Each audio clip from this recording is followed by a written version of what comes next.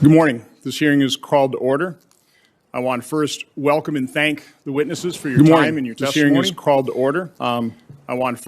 Let me start the hearing by saying this hearing should not be controversial. It really shouldn't be. This is something I think we all should want to restore the confidence in our election system. A week ago, when I gave notice to this hearing, there were more standing issues and court cases than there are today. But even though courts have handed down decisions and the Electoral College has awarded Joe Biden 306 electoral votes, a large percentage of the American public does not believe the November election results are legitimate. This is not a sustainable state of affairs in our democratic republic. There are many reasons for this high level of skepticism. It starts with today's climate of hyperpartisanship, which was only exacerbated by the persistent efforts to delegitimize the results of the 2016 election. The corrupt investigation and media coverage of the Russian collusion hoax reduced faith in our institutions, and the ongoing suppression and censorship of conservative perspective by biased media and social media adds fuel to the flames. Senator Grassley's and my investigation and report on the conflicts of interest in foreign financial entanglements of the Biden family is just one example of how media suppression can and does affect the outcome of an election. It is both amazing and galling that all of a sudden, post-election, this has become a news story and a scandal worthy of investigation.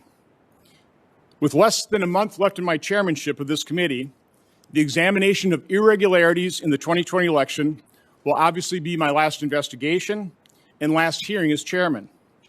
But oversight into election security should continue into the next Congress because we must restore confidence in the integrity of our voting system. As I said at the start, this effort should be bipartisan. In my statement announcing this hearing, I stated its goal was to, quote, resolve suspicions with full transparency and public awareness. What's wrong with that? That is what good oversight can accomplish. Unfortunately, Senators Schumer and Peters ignored my statement and instead chose to politically attack me in this hearing. As I commented in last Thursday's hearing on early treatment of COVID, closed-mindedness is a root cause of many problems we face. And just a quick aside about that hearing, about 7 days ago, it was attacked, unfortunately boycotted by Democrat members of this committee, except for a rather politically charged opening statement by Senator Peters. Two of those witnesses, two of those doctors who have the courage to treat COVID patients, told me, I think one of them told the committee, they're Democrats. And they were very disappointed by that boycotting by Democrats, that closed-mindedness, that politically charged opening statement. But to prove the worthiness and the value of that hearing, Dr. Corey, one of those Democrats, a person shown immense courage in treating successfully COVID patients, his 10-minute opening statement has received more than 4.4 million views in just the last 7 or 8 days. Obviously, Americans need that information. They have the right to know about early treatment, and they have the right to try early treatment. So my last pitch before I return to this hearing, if you or somebody you know gets COVID, seek a doctor. Again, you need doctor participation in this, but find a doctor who will at least consider and talk to you about early treatment. On with this hearing. In preparation for this hearing, I asked my staff to find out as much as they could about basic election mechanics, controls, and data flow. Much of the suspicion comes from a lack of understanding how everything works and how much variety there is in the way each precinct, county, and state conducts their elections. Even though decentralization makes it more difficult to understand the full process, it also dramatically enhances the security of our national elections. In addition to the witnesses testifying today, we spoke to state and local officials, as well as suppliers of election machinery, equipment, and data. I believe the alleged irregularities can be organized into 3 basic categories. Number 1, lax enforcement or violations of election laws and controls. 2, allegations of fraudulent votes and ballot stuffing. And 3, corruption of voting machines and software that might be programmed to add or switch votes. In the time we had, it was impossible to fully identify and examine every allegation. But many of these irregularities raise legitimate concerns, and they do need to be taken seriously. So here's a brief summary of what we did learn. And a lot of this should provide American public comfort in the integrity of our election system. First, multiple controls do exist to help ensure election integrity. Voter registration rules and election logs for both in-person and absentee vote balloting are used to verify eligible voters and help prevent fraudulent voting. But it is not a perfect system, as we will hear in testimony today. We have increased the percentage of votes using paper ballots from 82% in 2016 to 95% in 2020, and a lot of that had to do with the efforts of CISA and Chris Krebs, recognizing that was a vulnerability in our system, not having that audit trail. So this is a significant improvement in providing a backup audit trail, but only if full or statistically valid recounts occur. Optical scanners, ballot marking machines, and tabulators should not be connected to the internet during voting. But we found some do have the capability of being connected, and there are allegations that some were. Once voting ends, those machines print out a paper report and also transmit voting data in digital form in two separate data streams, from precinct to the county level and then the state level. The first data stream, this is the official stream, is sent to the official state election management systems, and the second unofficial stream is to the unofficial media reporting system through companies like Edison Research and the Associated Press. There is no uniform method of transmission. It is not fully automated, and thousands of human beings are involved in the process. So human error does occur, but that is what paper backups and post-election canvassing is designed to catch. Today we will hear testimony on how election laws in some cases were not enforced, and how fraudulent voting did occur, as it always does. The question that follows is whether the level of fraud would alter the outcome of the election. This year, in dozens of court cases, through the certification process in each state, and by the Electoral College vote, the conclusion has collectively been reached that it would not. However, lax enforcement, denying effective bipartisan observation of the complete election process, and failure to be fully transparent or conduct reasonable audits has led to heightened suspicion. The most difficult allegations to assess involve vulnerabilities in voting machines and the software used. In order to effectively determine the extent to which voting machines were subject to nefarious intrusion or other vulnerabilities, computer science experts must be given the opportunity to examine these allegations. This is a complex issue that has been under congressional scrutiny for years. Since 2018, I'm aware of 3 oversight letters requesting information from the main suppliers of voting machines. This oversight is focused on Election Systems and Software LLC, Dominion Voting Systems, Inc., and Hart InterCivic, Inc. Today we have a witness from the Election Assistance Commission, which certifies voting machines, to describe what has been done and what more can be done to address any vulnerabilities. On March 7, 2018, it was reported that Senators Klobuchar and Shaheen asked, quote, major vendors of U.S. voting equipment whether they had allowed Russian entities to scrutinize their software, saying the practice could allow Moscow to hack into American election infrastructure. Then last year, on March 26, 2019, Senators Klobuchar, Warner, Reid, and Ranking Member Peters wrote, quote, the integrity of our elections remain under serious threat. Our nation's intelligence agencies continue to raise the alarm that foreign adversaries are actively trying to undermine our system of democracy and will target the 2020 elections as they did in 2016 and 2018 elections.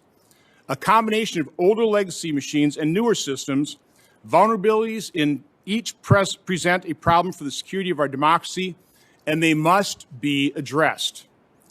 And then on December 6, 2019, Senators Warren, Klobuchar, Wyden, and Congressman Pocan wrote, quote, we are particularly concerned that secretive and trouble-plagued companies owned by private equity firms and responsible for manufacturing and maintaining voting machines and other election administration equipment, quote, have long skimped on security in favor of convenience, leaving voting systems across the country prone to security problems. Moreover, again, this is a quote from that letter. Moreover, when state and local officials work on replacing antiquated machines, many continue to run an old software that will soon be outdated and more vulnerable to hackers. The letter continues. In 2018 alone, voters in South Carolina were reporting machines that switched their votes after they'd inputted them. Scanners were rejecting paper ballots in Missouri, and busted machines were causing long lines in Indiana. In addition, these senators write, researchers recently uncovered previously undisclosed vulnerabilities in nearly 3 dozen back-end election systems in 10 states.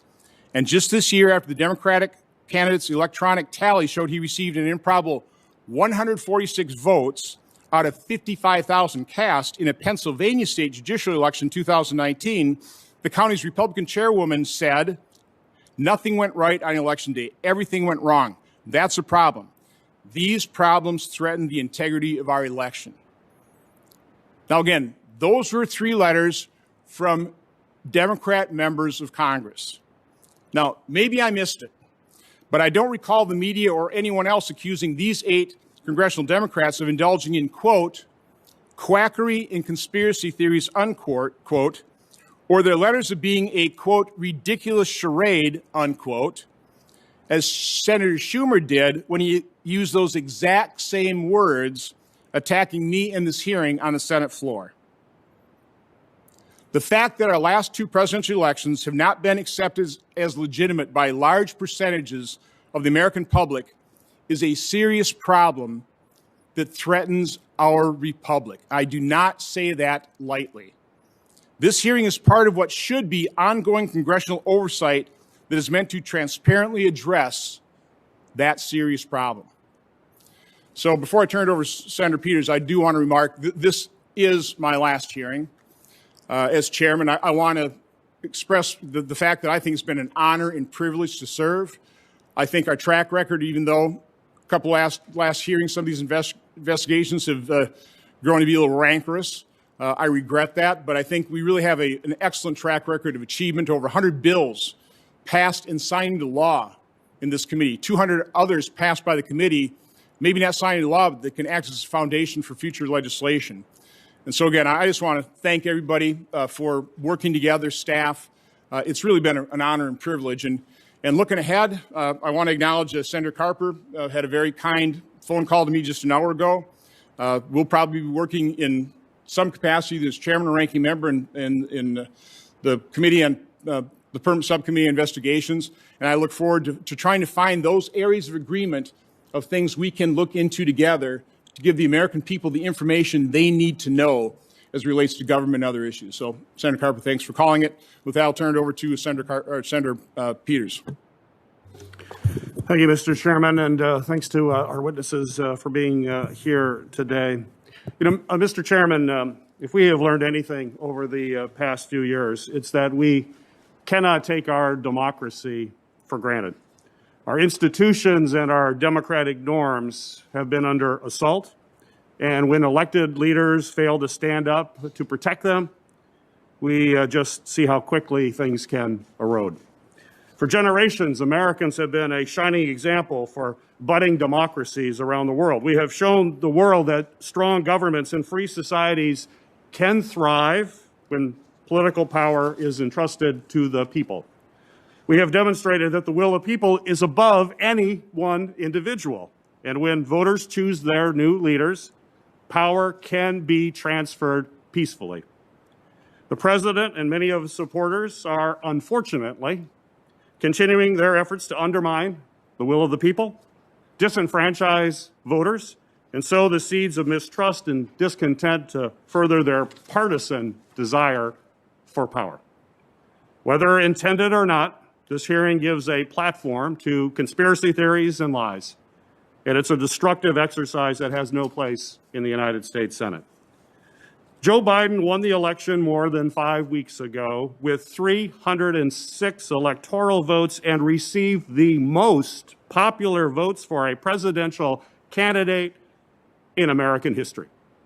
All 50 states and the District of Columbia have certified those results. The Electoral College met Monday, and all affirm that Joe Biden will be the president on January 20th, 2021. It's a result that the majority of the American people recognize, along with the leaders of more than 150 countries around the world. Yet even after all of that, significant numbers of Republican elected officials have been slow to publicly acknowledge that Joe Biden will be the next president of the United States. I appreciate that yesterday, several of my Republican colleagues made their first public comments acknowledging this fact. And I appreciate that even the chairman's rhetoric around this election has evolved over the last 24 hours.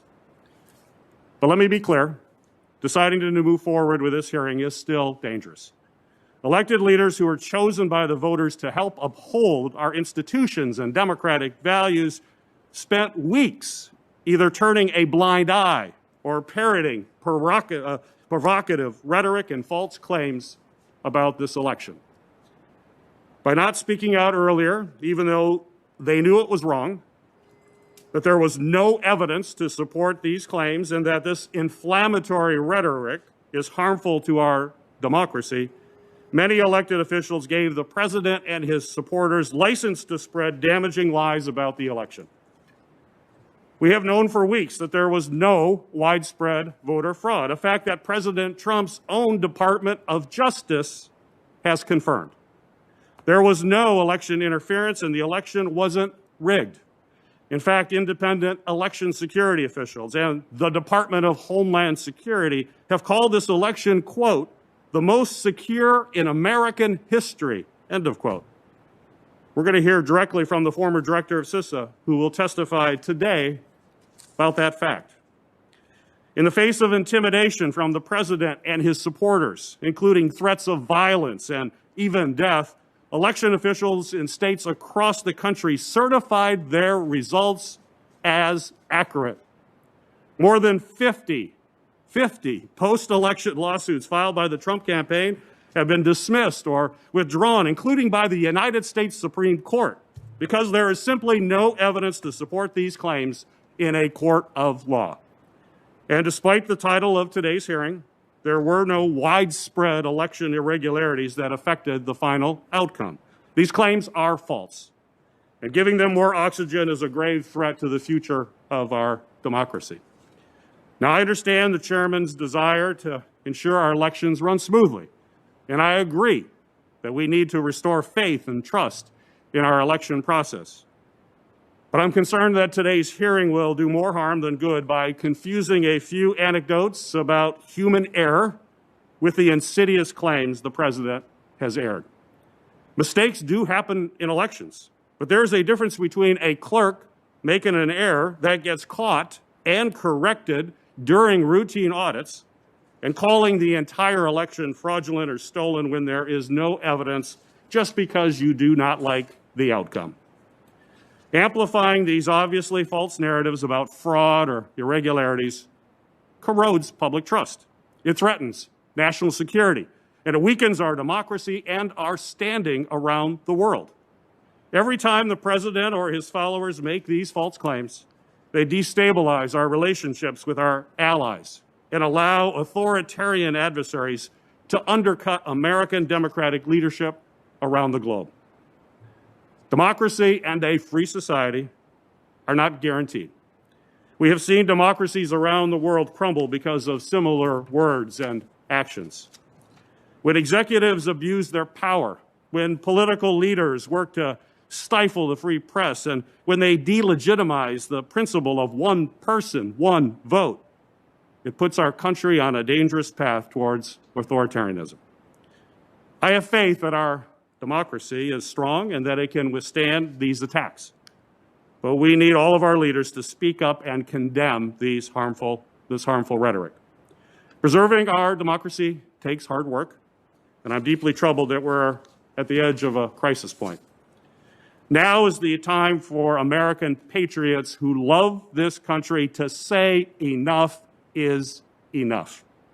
Now is the time for patriots to put our nation's founding ideals first, during a time when American democracy needs the strongest defense that we can give. Mr. Chairman, to date, the Trump campaign has filed about 60 legal challenges to the election in 8 states across this country. I ask that this document highlighting those cases and their failed attempts be entered into the record without objection. Without objection. I'd also like to include in the record a non-exhaustive list of incidents of violence aimed at election officials, as well as a statement from our nation's top law enforcement associations condemning the threats of violence, harassment, and intimidation leveled at election officials across the country since Election Day. I move without objection. Without objection. I also ask that op-eds from our nation's foremost voices on election integrity, democratic institutions, and national security, including Madeleine Albright, Michael Chertoff, Ben Ginsburg, and Stephen Brill, be entered into the record without objection. Without objection, because I'm not afraid of information, but go ahead. That's great.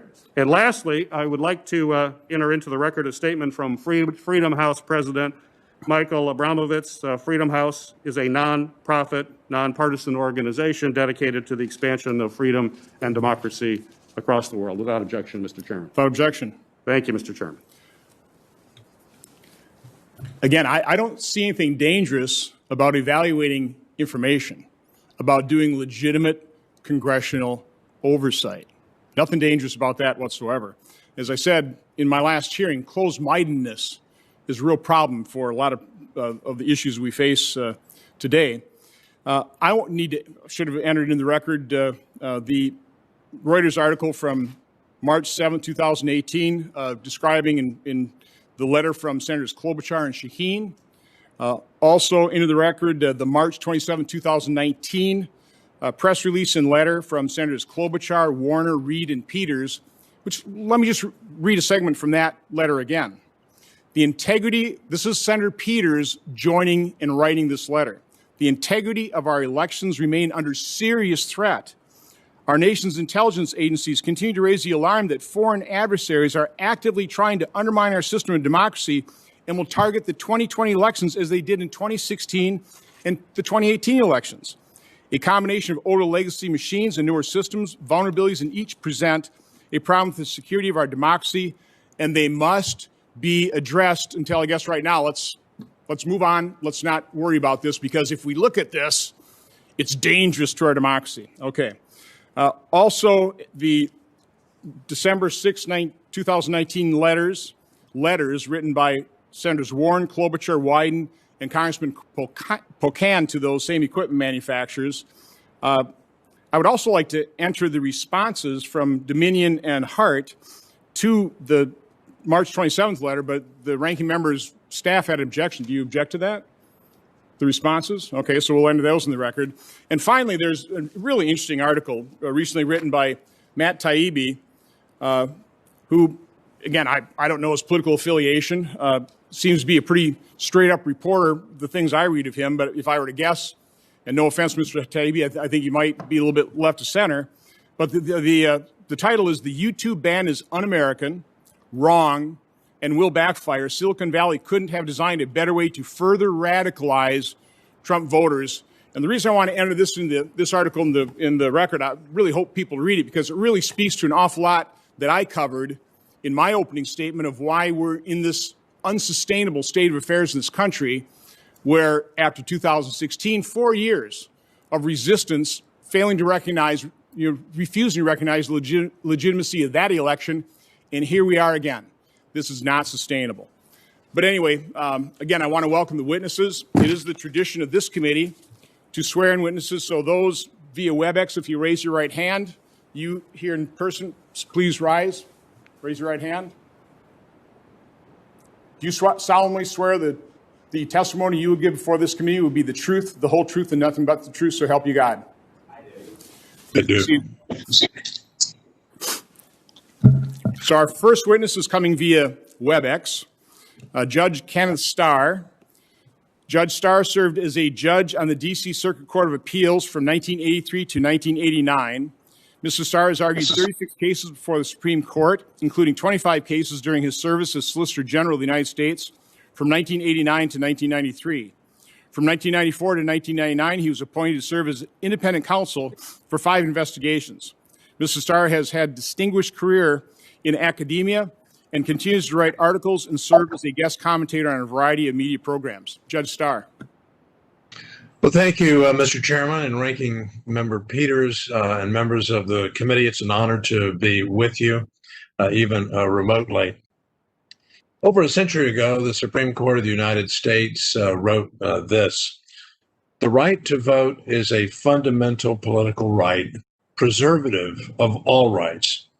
And over our 231 years as a constitutional democracy, the story of our American experiment is in no small part a story of expansion and inclusion. And that policy has been undergirded by a desire to achieve human dignity and equality of all persons. In the wake of the Civil War, very briefly, our constitutional history in terms of amendments governing voting. The 15th Amendment served as the capstone of the 3 post-Civil War amendments, which taken together abolished slavery, guaranteed due process and equal protection to all persons, and then expanding the right to participate to all persons. With the franchise expanding came 100 years ago, the inclusion of women in 1920 as a federal constitutional right, the 19th Amendment, the elimination of financial impediments to vote, the 24th Amendment in 1964. And finally, in the wake of the Vietnam War, the expansion of the vote in federal elections to include 18-year-olds, the 26th Amendment in 1971. And of course, along the way, Congress acted to foster the values of the 15th Amendment through the passage of the Voting Rights Act of 1964 with its extensions over time.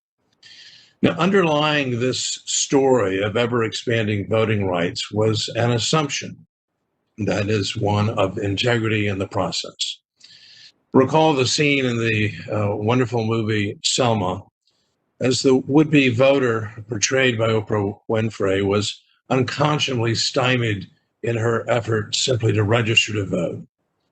Dishonesty caused disenfranchisement and enormous moral outrage. The flip side of racially motivated disenfranchisement is the bedrock concept of treat everyone fairly and be honest in the process. And this bears repeating. Honesty in the electoral process is fundamental to the social bonds that unite us as a free people, echoing the chairman's opening statement. And not surprisingly, the Supreme Court of the United States has severely warned about the dangers and the corrosive effects of dishonesty. Here's what a unanimous Supreme Court wrote in 2006. Confidence in the integrity of our electoral processes is essential to the functioning of our participatory democracy. And the court went on to say, voter fraud drives honest citizens out of the democratic process and breeds distrust of our form of government. So how do we achieve honesty and integrity in elections? It's a challenge for the reason the chairman suggested, decentralization. We have national elections, but we do not have a nationalized election with one set of rules. Indeed, both Article 1 and Article 2 point out the approach of our decentralized government, and that is we look to the states, but specifically state legislatures. Both Article 1, Section 4 of the Constitution and Article 2, Section 1, Clause 2. And so, as in much of life, the guardrails of integrity are needed, and time and again, courts have warned in the strongest terms that assuring honesty and integrity is a compellingly important governmental interest. Justice Sandra Day O'Connor, now retired, who herself had been elected to state office in Arizona, specifically warned that judicial intervention may be required in order to protect the integrity of the election process. And so, as we'll be exploring in this hearing, the presidential election 2020, with its unprecedented feature of the use of mail-in ballots, has given rise to a number of questions that deserve to be answered. I will, instead of pointing to examples such as in Pennsylvania, where there was a clear violation of the law, and then the statement of Justice Samuel Alito, since my time has now expired, I want to close just by a reminder that in history, there was, in fact, a campaign, an illicit campaign, to deprive Abraham Lincoln of the presidency, and that was through the use of mail-in ballots. So I think in the spirit of the Carter-Baker Commission, it's wise for us, since of the warning that they had with respect to mail-in ballots, to pause and reflect on how we can, in fact, better assure that bedrock factor and feature of integrity in the election process. I thank the chairman and I thank the committee. Look forward to your questions. Thank you, Judge Starr. Our next witness is Commissioner Donald Palmer. Commissioner Palmer was confirmed to the Election Assistance Commission in January 2019. Mr. Palmer is the former Secretary of the Virginia State Board of Elections and served as Virginia's chief election official from 2011 to 2014. He also served as an intelligence officer and a judge advocate general. Commissioner Palmer. Good morning, Chairman Johnson and members of the committee and the ranking member. I'm thankful for the opportunity to testify before you this morning on the 2020 general election and the efforts of the Election Assistance Commission to secure the nation's voting systems.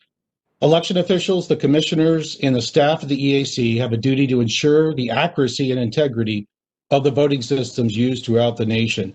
Our mission is to support the chief election officials, the directors of elections and administrators in all localities across the country. As the only federal agency completely dedicated to election administration, the EAC is charged with facilitating secure, lawful, and accessible elections. Under the Help America Vote Act, the EAC is focused on assisting state and local election officials. We are a bipartisan agency that recognizes the authority of states to conduct federal elections, and that is a cornerstone of our representative democracy. The 2020 general election has underscored the vital importance of comprehensive oversight of voting technology and the companies who manufacture these systems. That oversight is an overlapping process of voluntary federal standards, state certification or approval, and local logic and accuracy testing prior to each election. We work to bolster confidence in democracy by adopting voluntary voting system guidelines periodically. We test voting systems, we accredit test laboratories, and serve as a national clearinghouse of information on election administration. Let me be clear. The EAC has confidence in the voting systems we certify and in the state and local election administrators who ran the election. First and foremost, that's due to the process the voting system manufacturers must undergo to receive federal certification. Before voting machines and election management systems are used in elections, the systems undergo rigorous hardware and software testing by laboratories accredited by the EAC and the National Institute of Standards and Technology, or NIST. There are currently 2 accredited voting system laboratories, ProV&B and SLI. Currently, the EAC's quality monitoring program includes auditing voting system test laboratories and manufacturing facilities, conducting field reviews of EAC certified voting systems, and gathering information on voting system anomalies on EAC certified voting systems. I strongly support additional auditing, additional field reviews, and resolutions of any anomalies discovered. To apply for EAC certification of a voting system, a company must first apply to register with the agency as a registered manufacturer. Registration requires manufacturers to provide details on their ownership structure, names of officers and members of the board of directors, and any individual or organization with a controlling interest in the company. Additionally, a list of all manufacturing or assembly facilities used by the manufacturer and the name and contact information of the person at each facility responsible for quality management must be provided. There are currently 8 active manufacturers registered with the EAC's testing program. Please note it is not a requirement to be an EAC registered manufacturer to develop and sell voting systems to jurisdictions in the United States. It's a voluntary program. Joining the program requires the manufacturers voluntarily agree to the program's requirements as outlined in the program manual. Requirements include complying with all EAC inquiries and investigations into the uses and status of fielded EAC certified systems. Under our quality monitoring program, these investigations may arise due to technical failures experienced in the field by election administrators, misrepresentations made in regard to the certification status of a voting system, and any deviations in quality in regard to those systems submitted to testing versus what is actually fielded. The EAC staffed an Election Day war room to gather information on issues reported by the media and election officials. 5 of the 8 manufacturers participated in those calls. Additionally, the program is following up with election officials and voting system manufacturers to obtain any information on claims of irregularities reported in the media during the general election. This effort is ongoing. Jurisdictions across the United States also perform a series of logic and accuracy tests prior to operating those voting machines in polling places. We support those efforts through technical assistance and best practices and our grant monies. Election officials conduct post-election audits to verify the completeness and accuracy of the tabulated votes. I'm going to conclude with stating that we recognize the need to do more than ever to strengthen the confidence in the integrity of our elections. HAVA set forth an ambitious agenda for the EAC, one rooted in protecting the foundation of our democracy. Despite the challenges in recent years, the EAC has faithfully fulfilled its obligation and even expanded the support it provides to election administrators and to voters. We look forward to working with Congress in a bipartisan manner as we continue our efforts to help America vote. I'm happy to answer any questions following this testimony. Thank you. Thank you, Commissioner Palmer. Our next witness is here in person, Mr. James Troupis. Mr. Troupis serves as the lead attorney for the Trump campaign in Wisconsin. From 2015 to 2016, Mr. Troupis served as the circuit court judge in Dane County, Wisconsin. He is currently a partner at the Troupis Law Office. Mr. Troupis.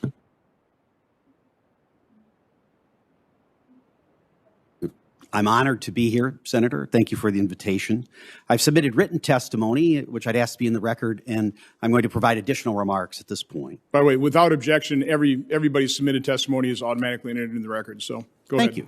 Thank you. So the absentee voting in Wisconsin is treated quite differently, I believe, than other parts of the country. Let me read for you what the legislature found. It's in our statutes. It says that the legislature finds that the privilege of voting by absentee ballot must be carefully regulated to prevent the potential for fraud or abuse, to prevent overzealous solicitation of absent electors who may prefer not to participate in an election, to prevent undue influence on an absent elector to vote for or against a candidate. As a consequence, our laws are strictly construed, and even more so, let me read again from the law, results which do not comply with those regulations, quote, may not be included in the certified result of any election. So it's very straightforward that the state of Wisconsin has taken a very different view of in-person voting with all the protections and absentee voting that has been repeatedly, including in the Carter Commission report, thought to be a source of significant potential for fraud. In Wisconsin, we just completed a recount. We had more than 2,500 volunteers, or probably more than 1,000 volunteers for the Biden campaign as well. Uniquely, we are able to examine actual envelopes that contain the ballots that are submitted by absentee voters. This allowed us to identify by person, by address, by ward. It's not conspiracy. The real names are in the record. And here's what we found. We found that there were incomplete and altered certificates. These are the certificates on the front of the envelopes that have to be exactly done correctly under our law. If not, those results may not be counted. How many of those? More than 3,000 of those identified by person were nonetheless counted, even though they are clearly invalid under the law. A second category. Initials of clerks are placed on all of those envelopes. Why? Because the clerk identifies it having been properly received and identification is provided. That's the check in advance of the election. What did we find? More than 2,000 of those ballots in Dane and Milwaukee County had no initials at all, but nonetheless, they got counted. We also have special laws in Wisconsin with regard to voting in advance. We do not allow advance voting. We allow in-person and and other voting as absentees. So anything before Election Day is under our absentee rules. What did the city of Madison do? They created a system where people could arrive at a park, hand in their ballots in envelopes 5 weeks before the election. They also created boxes, no controls at all, just boxes on corners that you could throw the ballot in. No attempt at all. And our statutes explicitly say there are only 2 ways to submit an absentee ballot: in person or delivery to the clerk's office. That's it. Nothing else is allowed. And yet the city of Madison, we had 17,271 ballots in this category that we identify. There are tens of thousands more because they commingled the ballots afterwards, so we couldn't identify each one that may have been improperly cast. Then we have an interesting category called indefinitely confined. These are people which the statute, I read from the statute, by age, physical illness, or infirmity, or are disabled indefinitely. Among those claiming this status, so they don't have to provide any identification, among those claiming this status is one of the electors for Joe Biden. Who said, I can't get to the polls. We have poll workers who claimed it. We have people who went to protests, people who had weddings, people who had vacations, all claimed this status. I can't get to the polls, so they were able to vote without identification. There were 28,395 people we explicitly identified. Finally, there are other categories in which as much as 170,000 other ballots were submitted without any application. In fact, they considered the certification envelope the application, though a separate application is required by law. 3 million people properly voted in the state of Wisconsin. More than 200,000 identified during this recount did not. But those votes got counted, and our statute says they should not have been. That, in our view, is a taint on our election in Wisconsin. Thank you. Thank you, Mr. Troupis. And I believe Joe Biden won our state by about 20,000 votes. Correct. And you're talking about over 200,000 that were outside of our law that probably, if the law would have been followed, probably shouldn't have been counted. Correct. Shouldn't have been accepted, shouldn't have been put in the ballot pool. And of course, the remedy is not particularly pleasing, which is one of the reasons the decision went its way. I'll come back to you. Our next witness is via WebEx, Representative Francis Ryan. Representative Ryan has served in the Pennsylvania House of Representatives since 2016. Mr. Ryan is a certified public accountant, and prior to his election, ran a practice that focused on corporate restructuring and management. Mr. Ryan is a retired Marine Reserve Colonel who served in the Central Command Special Operations Officer in Operation Enduring Freedom. Representative Ryan.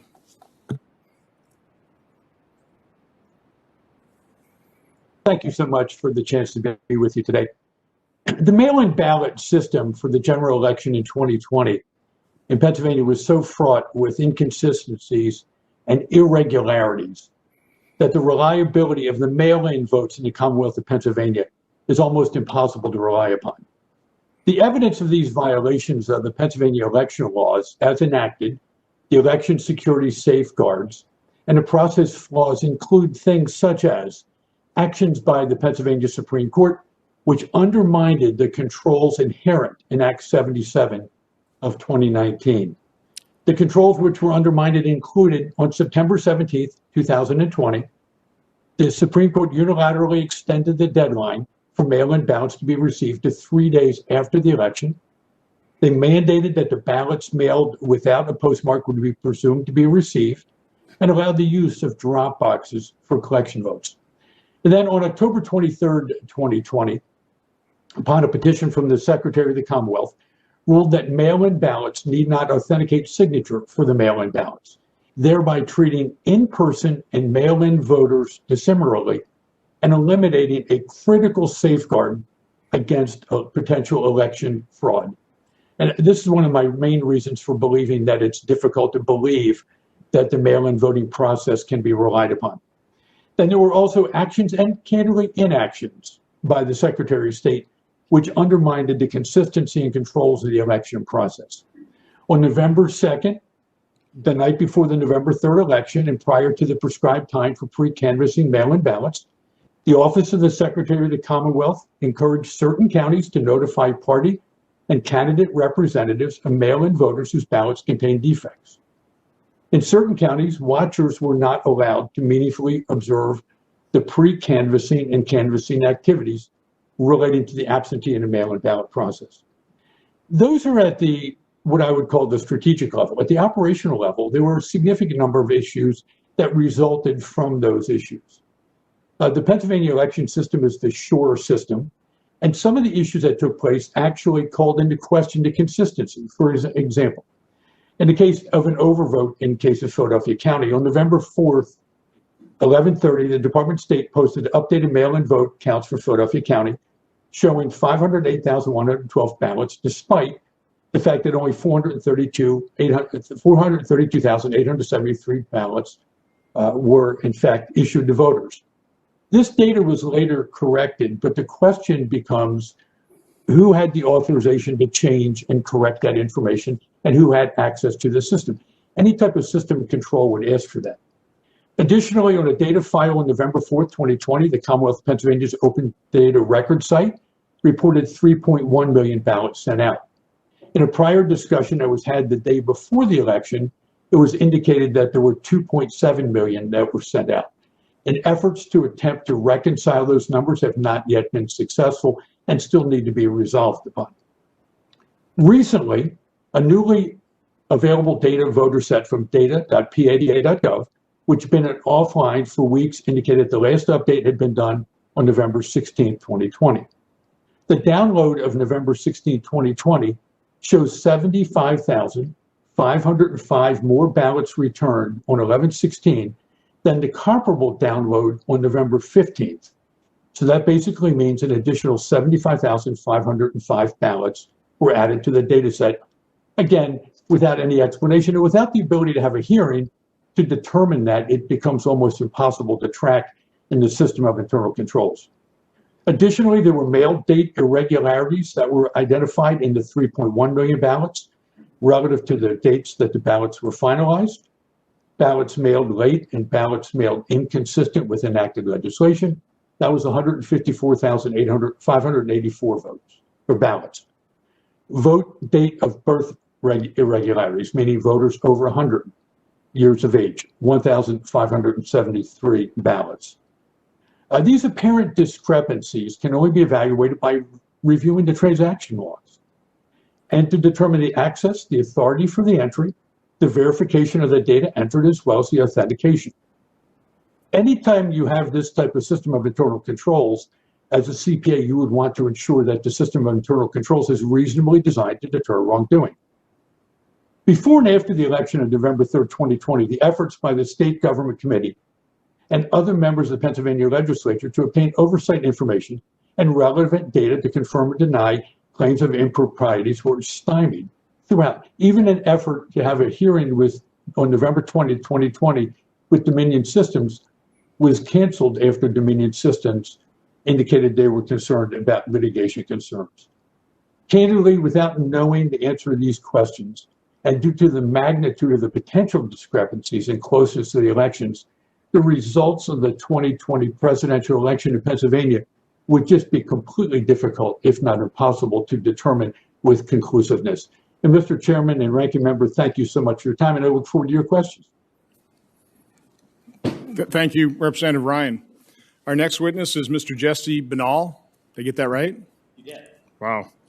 Mr. Binnall is an attorney for the Trump campaign and is lead counsel for the campaign in Nevada. He is currently a partner at the law firm of Harvey and Binnall. Mr. Binnall. Thank you, Mr. Chairman. Ranking Member Peters and members. There we go. Thank you, Mr. Chairman, Ranking Member Peters, and members of the committee. This year, thousands upon thousands of Nevada voters had their voices canceled out by election fraud and invalid ballots. Here's how it happened. On August 3rd, 2020, after a rushed special session, Nevada legislators made drastic changes to the state's election law by adopting a bill known as AB 4. The vulnerabilities of this statute were obvious. It provided for universal mail voting without sufficient safeguards to authenticate voters or ensure the fundamental requirement that only one ballot was sent to each legally qualified voter. This was aggravated by election officials' failure to clean known deficiencies in their voter rolls. Because of AB 4, the number of mail ballots rocketed from about 70,000 in 2016 to over 690,000 this year. The election was inevitably riddled with fraud, and our hotline never stopped ringing. While the media and Democrats accused us of making it all up, our team began chasing down every lead. Our evidence came both from data scientists and from brave whistleblowers. Here's what we found. Over 42,000 people voted more than once. Our experts were able to make this determination by reviewing the list of actual voters and comparing it to other voters with the same name, address, and date of birth. This method was also able to catch people using different variations of their first name, such as William and Bill, and individuals who were registered both under a married name and a maiden name. At least 1,500 dead people are recorded as voting, as shown by comparing the list of male voters with the Social Security death records. More than 19,000 people voted even though they didn't live in Nevada. This does not include military voters or students. These voters were identified by comparing the list of voters with the U.S. Postal Service's National Change of Address database, among other sources. About 8,000 people voted from non-existent addresses. Here we cross-reference voters with the Coding Accuracy Support System, which allowed our experts to identify undeliverable addresses. Over 15,000 votes were cast from commercial or vacant addresses.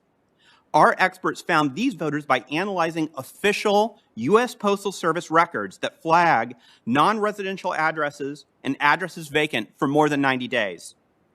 Incredibly, almost 4,000 non-citizens also voted, as determined by comparing official DMV records of non-citizens to the list of actual voters in the 2020 election. The list goes on. All in all, our experts identified 130,000 unique instances of voter fraud in Nevada. But the actual number is almost certainly higher. Our data scientists made these calculations not by estimations or statistical sampling, but by analyzing and comparing the list of actual voters with other lists, most of which are publicly available. To put it simply, they explained their methods so others could check their work. Our evidence has never been refuted, only ignored. 2 Clark County technical employees came forward completely independent of each other and explained that they discovered that the number of votes recorded by voting machines and stored on USB drives would change between the time the polls were closed at night and when they were reopened the next morning. In other words, votes were literally appearing and disappearing in the dead of night. When we attempted to verify the integrity of these voting machines, we were allowed only a useless visual inspection of the outside of a USB drive. We were denied a forensic examination. Finally, our investigation also uncovered a campaign to illegally incentivize votes from marginalized populations by requiring people to prove that they voted to receive raffle tickets for gift cards, televisions, and more. Our determined team verified these irregularities without any of the tools of law enforcement, such as grand jury, subpoenas, or FBI agents. Instead, we had less than a month to use critical thinking and elbow grease to compile our evidence. We tried to obtain testimony or documents from Clark County officials, but they obstructed and stonewalled. When we filed suit, state officials and even courts delayed proceedings for days, but then offered us merely hours to brief and argue our cases. In wrapping up, Mr. Chairman, these findings are disturbing, alarming, and unacceptable in a free society. Our free and fair election tradition is a precious treasure that we are charged with protecting. Government by the consent of the governed is hard to win and easy to lose. Every single time a fraudulent or illegal vote is cast, the vote of an honest citizen is canceled out. Thank you. Thank you, Mr. Binnall. Our final witness is also here in person, Mr. Christopher Krebs. He's testified before this committee a number of times. Mr. Krebs served as the first director of the Department of Homeland Security, Cybersecurity, and Infrastructure Security Agency, or CISA. Mr. Krebs also served in various roles of the department responsible for a range of cybersecurity, critical information, and national resilience issues. Prior to coming to DHS, he directed U.S. cybersecurity policy for Microsoft. Mr. Krebs also served in the Bush administration, advising DHS leadership on domestic and international risk management, as well as on public-private partnership initiatives. Mr. Krebs, welcome back. Chairman Johnson, Ranking Member Peters, and members of the committee. As you know, I previously served as the director of the Cybersecurity and Infrastructure Security Agency, or CISA. This was a job of a lifetime for me and a tremendous opportunity to serve the nation. When I sat before this committee in 2018 for my confirmation hearing, I cannot have imagined how challenging and rewarding this job would be. That's why it's such an honor to appear before this committee today to testify about the extraordinary efforts of the election security community to protect the 2020 election, a difficult task complicated by the ongoing global pandemic. But before I get into the substance of my remarks, I'm grateful to this committee and your leadership and your guidance over the last several years. First, in shepherding what's probably the best of the 100 bills that came through the committee, your efforts for the CISA, the CISA authorizing statute, and your support of CISA's efforts securing our elections. The nation should also thank the many federal, state, and local government election partners for the crucial work that's been done that would give our citizens the confidence that their vote was counted as cast. We should also be taking a victory lap, celebrating a job well done. Consider where we started. When I rejoined the Department of Homeland Security in 2017, America had just endured a broad attack on democracy, owing to the now well-documented interference campaign by the Russian Federation. Whatever their other motivations, this campaign sought to undermine confidence in our democratic institutions. Building on the universal agreement across the national security community that we cannot allow that to happen again, the CISA team started with what needed to be improved based on the 2016 elections. First, we needed to improve our relationships with our state and local election officials, the individuals that actually run our elections.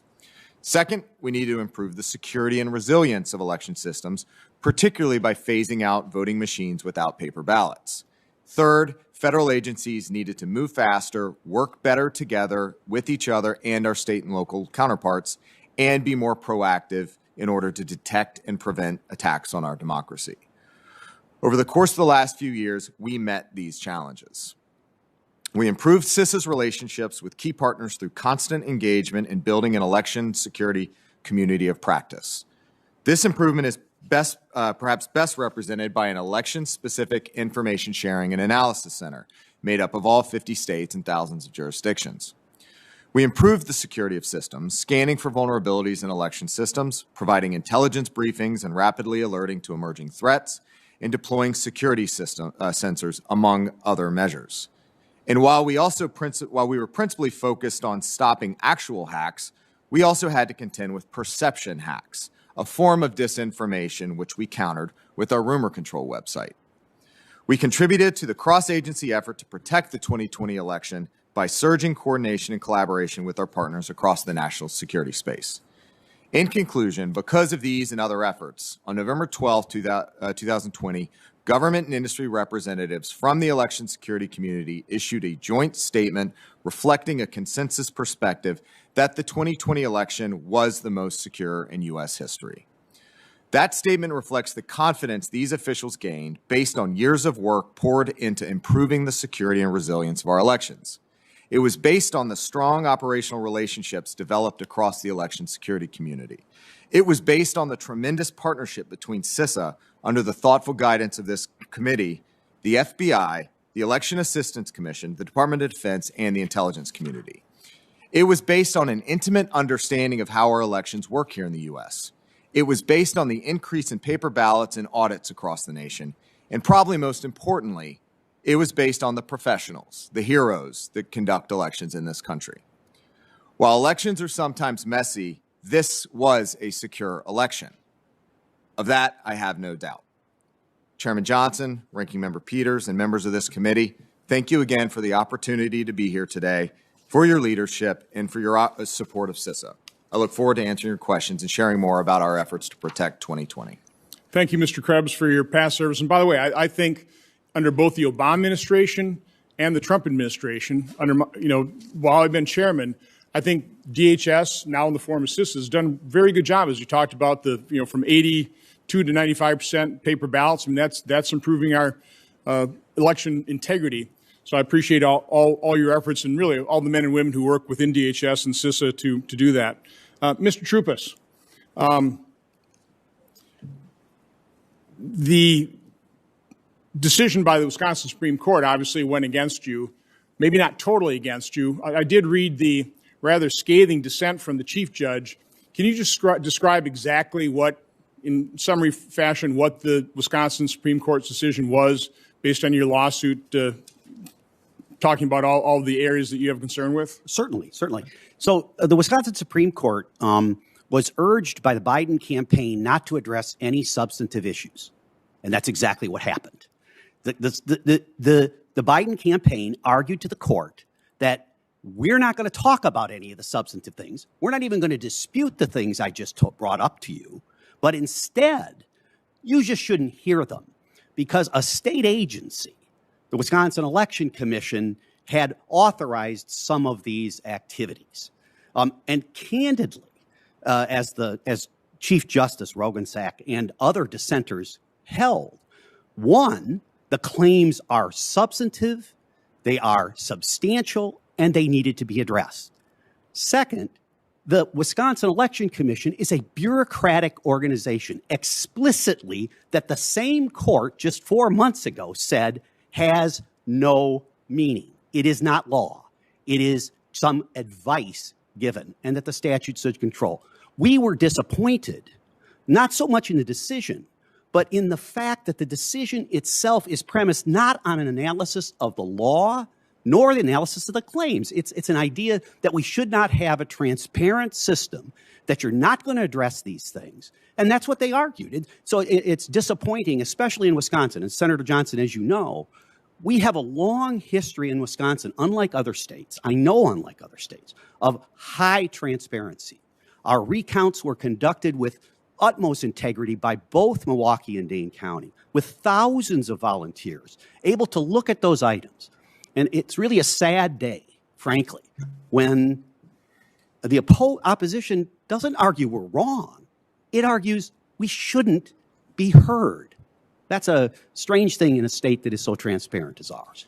Just real quick, I know former Director Krebs talked about the men and women who run these elections. I had about at least a half-hour phone conversation with the county clerk of my town of Oshkosh voting precinct and gave me all kinds of good information. I will tell you, if every county clerk ran their elections like Jeanette Mertens does, we'd have a completely secure election. So I think that's true of the vast majority of elections in different precincts. Mr. Binnall, Mr. Troupis is talking about the law that he was arguing before the Wisconsin Supreme Court was basically ignored. You had a similar statement that it wasn't that the information that you just presented to the committee, it was never rebutted, it was simply ignored. Can you talk about that? Yes, Mr. Chairman. It was extremely disappointing that rather than address our issues and the data that we presented head on, they simply tried to use technicalities and limiting our evidence, limiting the amount of witnesses we could bring forward, saying that we couldn't introduce any live testimony, but only 15 depositions, only use 15 depositions to show 130,000 instances of voter fraud. And then when it went to the Supreme Court of Nevada, they gave us 2 hours to brief the issues before immediately coming down with a decision. A record was over 8,000 pages long. We were never fully considered by those courts. They never took a good hard list at hard evidence. So, Mr. Krebs, I've obviously you've testified here on this specific issue, the potential for foreign interference to have an impact on our elections. We've had private conversations. I've always categorized the ability for foreigners to interfere with the election kind of three buckets. One is changing the vote tallies on the machine. Secondly is hacking into voter registration files, which could cause all kinds of problems, but quite honestly, it'd probably be detected on election day when there's chaos. And then third, what I think is a more serious problem, the one more difficult to detect, is basically the use of social media. You quoted which I can't remember, was that CISA group that declared this the most secure election in our history? Yes, sir. That was the joint Government Coordinating Council and Sector Coordinating Council statement. Okay. One of the reasons I've always stated, based on our discussions, your testimony, that, to my knowledge, it's almost impossible to change the vote tally by hacking into these computers was based on the fact that, well, these things are not connected, and most of them don't even have the capability of being connected to the internet. Based on all these allegations people are talking to, it sounds like some of these machines are certainly the tabulators can and are connected to the internet. So can you just kind of explain to me what, again, the whole voting machine, tabulation, internet connections is just a huge, confusing mess. Can you speak to that? So I think it's important to step back and actually look at how votes are cast in the country, particularly with paper ballots, and that regardless of any internet connections, regardless of any foreign hacking, as long as you've got the paper receipt. Okay, but let me stop you there. I acknowledge that, yes, the paper backup is the control if it's used. That was going to be my next question. So set aside the control of the machine process. What is capable? Again, I kind of want to know on what basis, what aspects of this is the most secure, because when you listen to Mr. Troupis and Mr. Binnall, there was fraud in this election. I don't have any doubt about that. There was fraud. We just don't know the extent, and we don't know what the remedy would be when identified. Okay? So again, just speak to the computer aspect of this, the connection to the internet, the possibility if these machines are connected to the internet, or if in the certification process, because I think, Mr. Palmer, in our discussions, you were talking a little bit about the fact that people attempted to change the controls or the program in these computers inside that certification process. But, Mr. Krebs, just talk to the computer aspect of this, because, again, it's the most difficult and confusing aspect of these allegations. There are a number of different systems and machines and computers involved in the entirety of the election process, from registration through ballot design, through ballot printing, to actual voting, into the tabulation and post-election process. Throughout, you're going to, particularly where a vote is cast on election day, those machines tend to and should not be connected to the internet, certainly as a best practice. But some have the capability, don't they?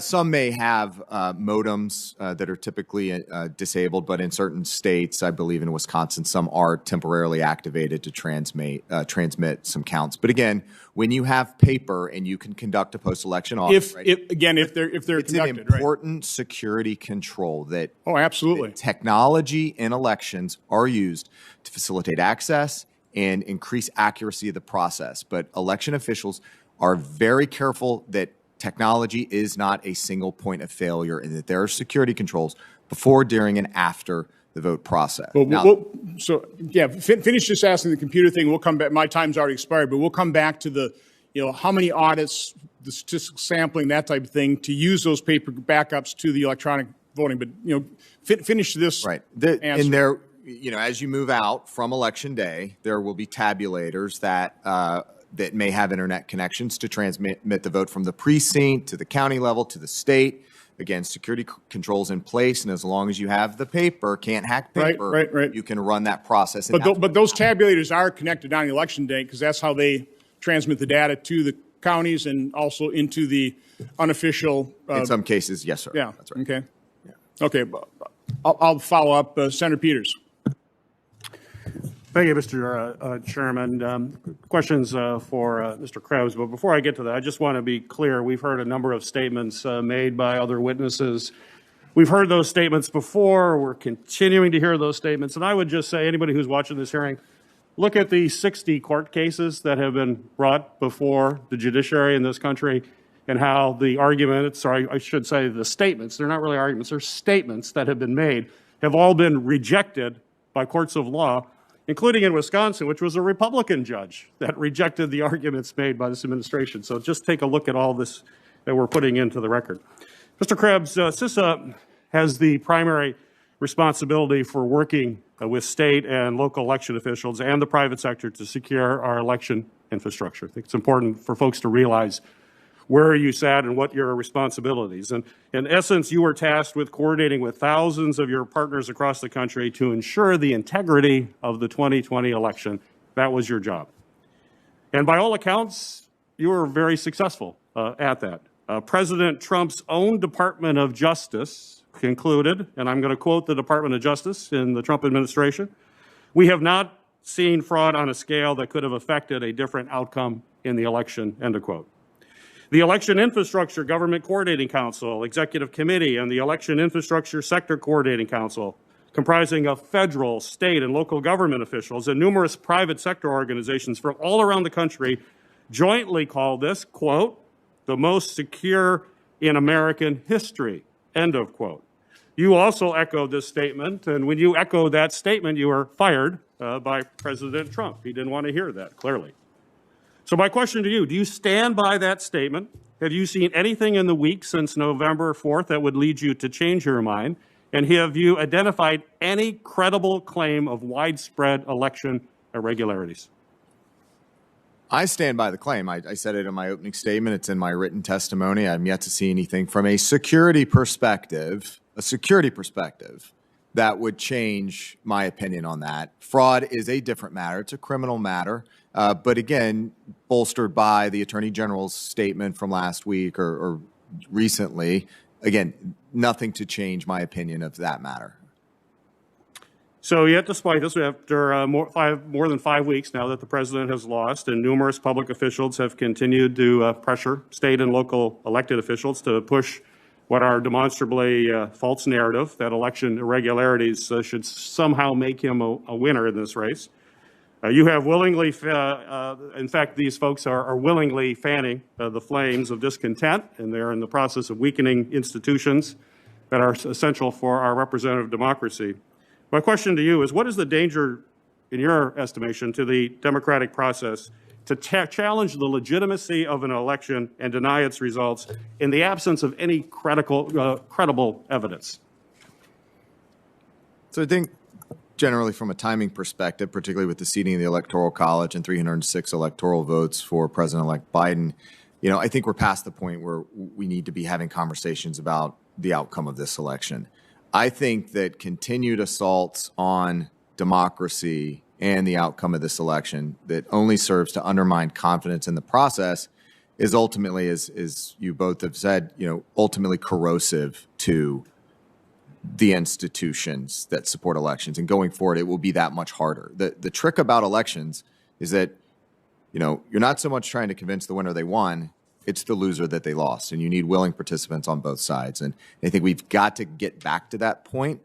Otherwise, we're going to have a very difficult time going forward, maintaining confidence in this American experiment.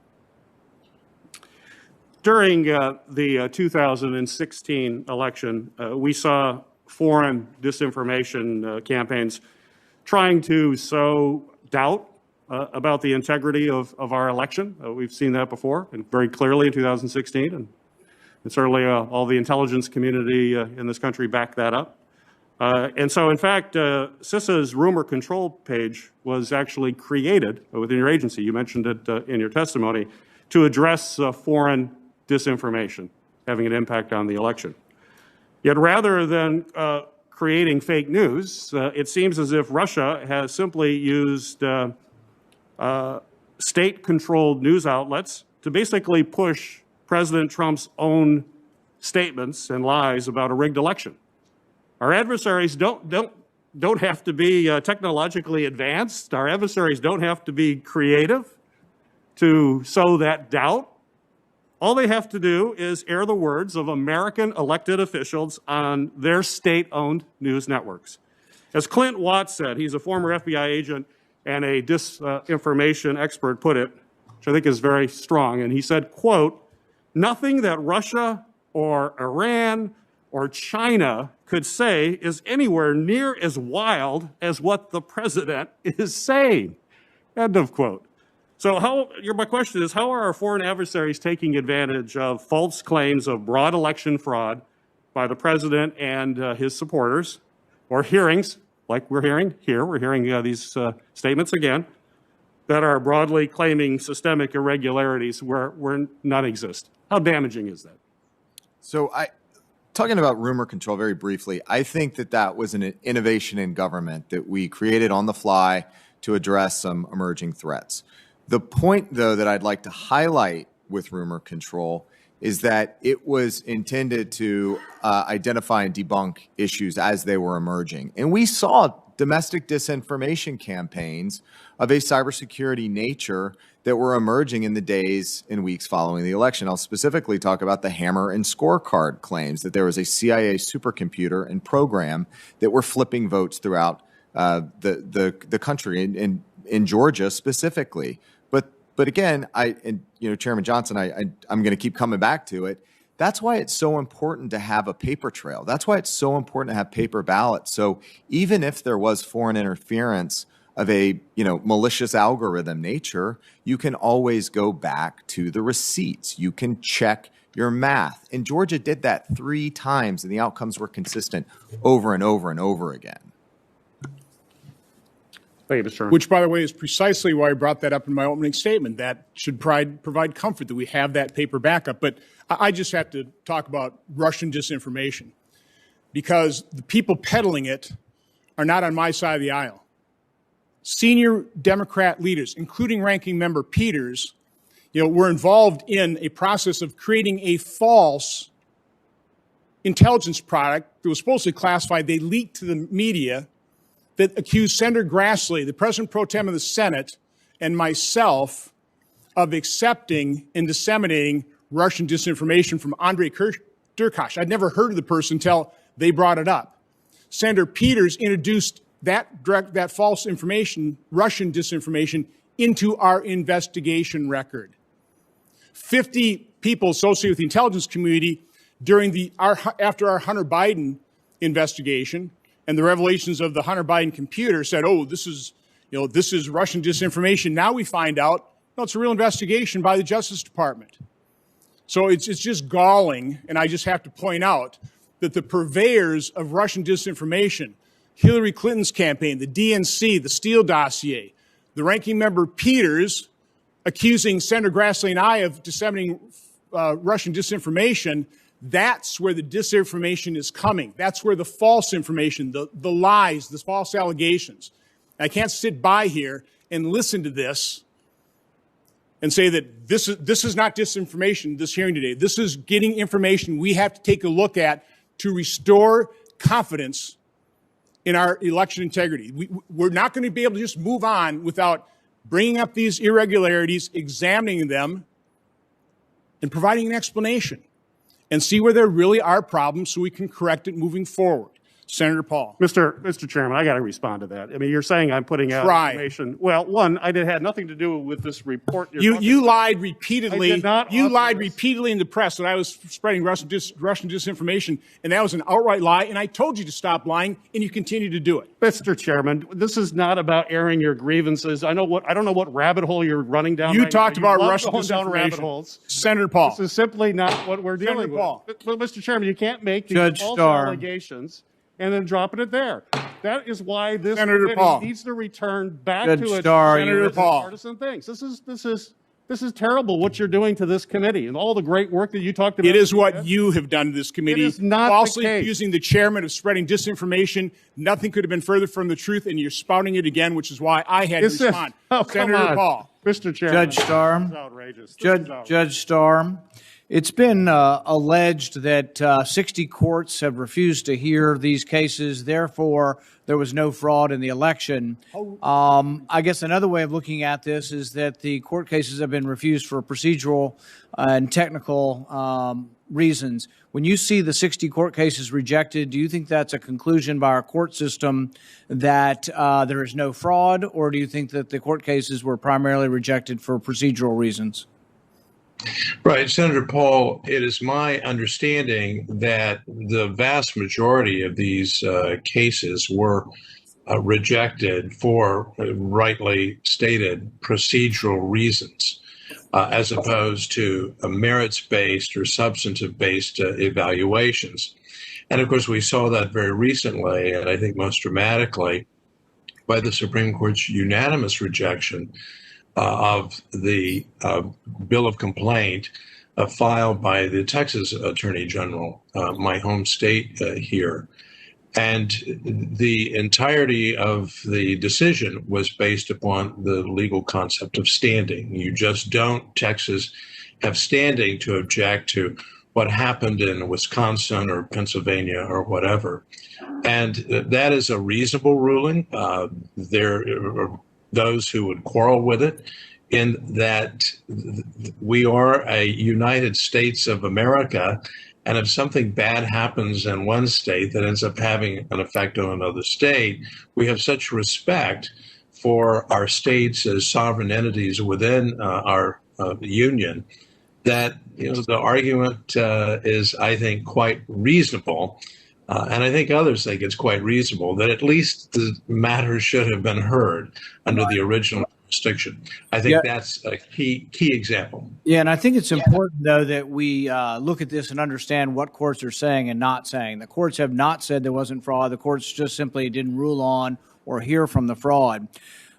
I do think there's an important issue here, though. The fraud is one aspect of this, and I think courts have historically been reticent to get involved in elections and to look at fraud.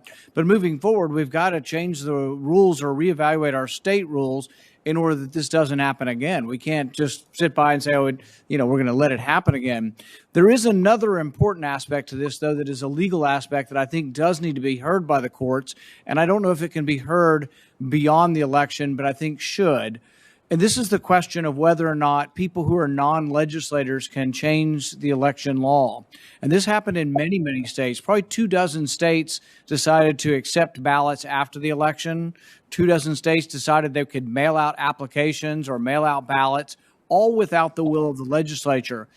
Do you think there's any hope for any of this being heard, Judge Starr, outside of the concept of changing the election? Is there any possibility any court's going to ever hear this and say that it was wrong that secretaries of state changed the law in the middle of this pandemic without the approval of the legislature?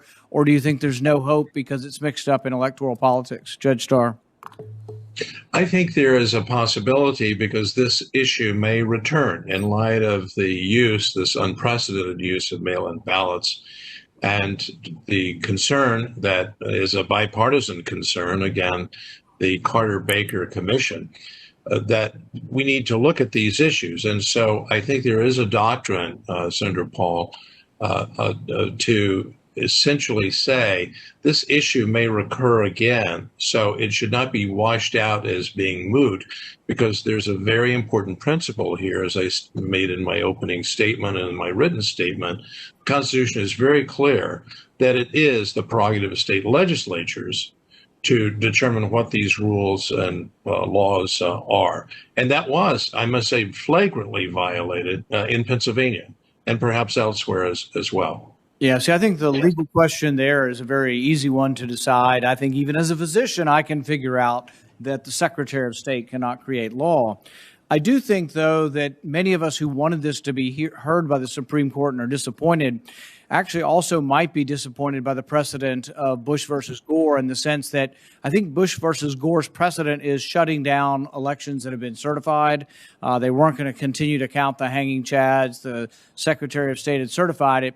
So I actually think that the Bush versus Gore precedent actually argues against the Supreme Court overturning certified elections. Do you have an opinion on that? I don't have an opinion on that specifically. I think that Bush v. Gore stands for this basic proposition. You cannot have changes in election laws after the fact. You must, in fact, be faithful to what the state legislature has done. That's also what Justice Alito said in his opinion, I think essentially condemning, but certainly identifying as a huge issue what had happened in Pennsylvania. So I think all in all, Bush v. Gore is just a reiteration of our constitutional structure. Thank you. Mr. Chairman, as we go on with this, I think it's important that we not stop here. A lot of the laws that have to be confirmed and I think reaffirmed are state laws, so it's not in our purview. But the state laws are set, and then we have federal elections. So what we've heard about what happened in Wisconsin, what happened in Nevada, I think is absolutely true, and we have to prevent it from happening again.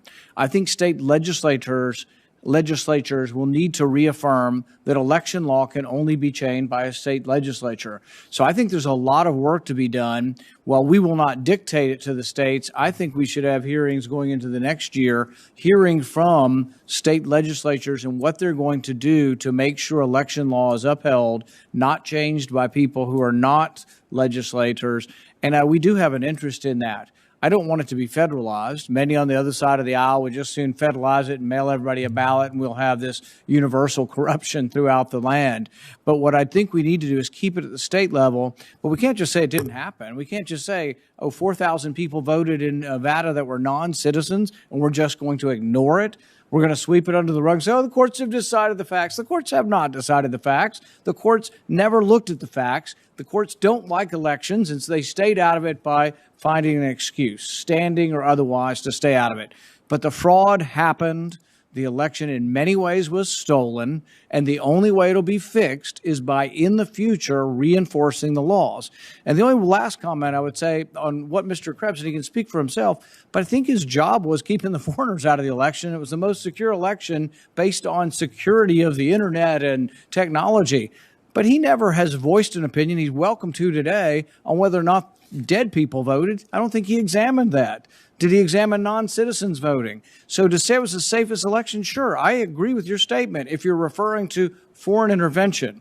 But if you're saying it's the safest election based on no dead people voted, no non-citizens voted, no people broke the absentee rules, I think that's false. And I think that's what's upset a lot of people on our side, is that they're taking your statement to mean, oh, well, there was no problem in the elections. I don't think you examined any of the problems that we've heard here. So really, you're just referring to something differently is the way I look at it.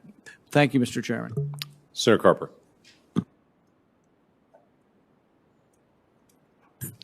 Thanks, Mr. Chairman. To our witnesses, those that are here, and those that are afar, we welcome you. I just want to say to Chris Krebs, on behalf of many of us on both sides of the aisle, thank you for your leadership, for a job well done. Thank you for your courage to speak truth to power. Mr. Chairman and colleagues, President Lincoln once said these words. He said, if given the truth, the people can be depended upon to meet any national crisis. The great point is to bring them the real facts. Those are his words. That's what we in the Navy call the straight skinny, And with all due respect, the American people have had the facts with respect to the outcome of this election for some time now.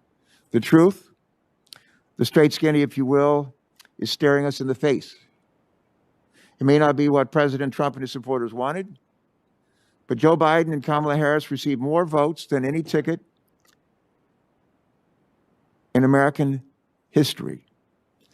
That's a success for our democracy. It's something we ought to be celebrating. A success made possible in the middle of an unprecedented pandemic, thanks to ordinary citizens who volunteered as poll workers across the country. Many of them risked their own health to oversee a fair count, while hundreds of thousands of postal workers worked tirelessly to deliver absentee ballots. U.S. Cybersecurity Infrastructure Agency, ably led by Chris Krebs, has called this election the most secure in American history. He's called it that again here today. And throughout this country, courts have flat out rejected claims of elected irregularities. Conservative Trump-appointed judges in state after state have dismissed the Trump campaign's claims, calling them baseless and worse. And let me just cite a couple of examples. In response to the legal challenge from the Trump campaign in Pennsylvania, a federal judge appointed by President Trump and a longtime member of the Conservative Federalist Society wrote that, quote, charges of unfairness are serious, but calling an election unfair does not make it so. Charges require specific allegations and then proof. He went on to say, we have neither here. And one of the most strongly worded opinions came from a Wisconsin state justice who served as president of a chapter of the Federalist Society and as chief legal counsel to former Republican Governor Scott Walker. Here's what he said. Something far more fundamental than the winner of Wisconsin's electoral votes is implicated in this case. He wrote that in declining to hear a case asking the court to overturn the election results.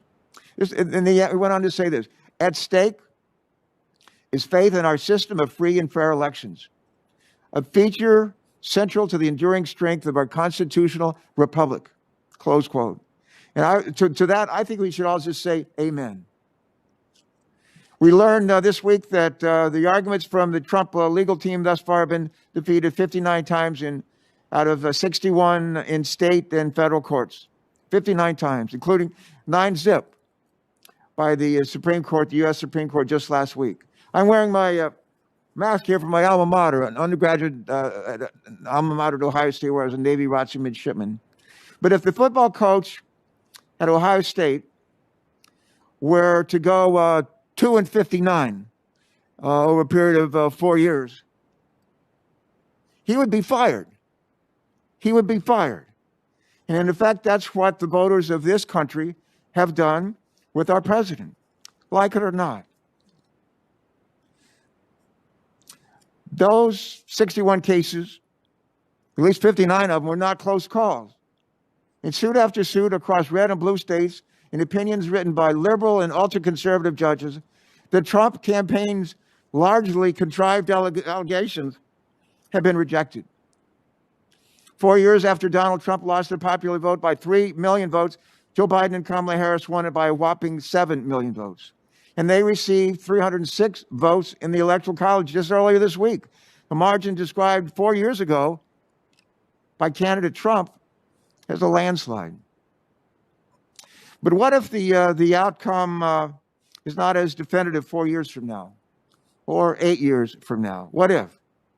And with different judges on the bench, different candidates, and a lot less integrity and courage from state and local officials, a defeated party might somehow be able to steal an election. It's been alleged here falsely. Think about that.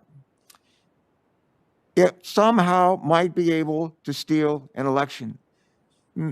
Friends, that ought to scare the hell out of all of us. Meanwhile, many of the president's supporters across the country continue to spread misinformation and false allegations about the presidential election. The truth of the matter is, in a lot of states, many of the voters who voted for Joe Biden for president turned around on their ballots and they voted on down ballot races. To our chagrin as Democrats, they voted Republicans. They voted for Republican in congressional races, in state legislative races, and more. You know what we call that in Delaware? We call it ticket splitting. It's as old as our democracy. It's not a conspiracy. It's plain and simple ticket splitting. We've done it before, and we're going to do it again. Let me go on to say that what we say in this committee and in this body matters. And if we continue to push what the courts have over time overwhelmingly called baseless claims of fraud, we not only risk permanent damage to our democracy, we also become complicit in threats and attacks against election officials and ordinary citizens. In Georgia, nonpartisan election technicians have faced death threats simply for doing their jobs. The Georgia Secretary of State and his family have received death threats.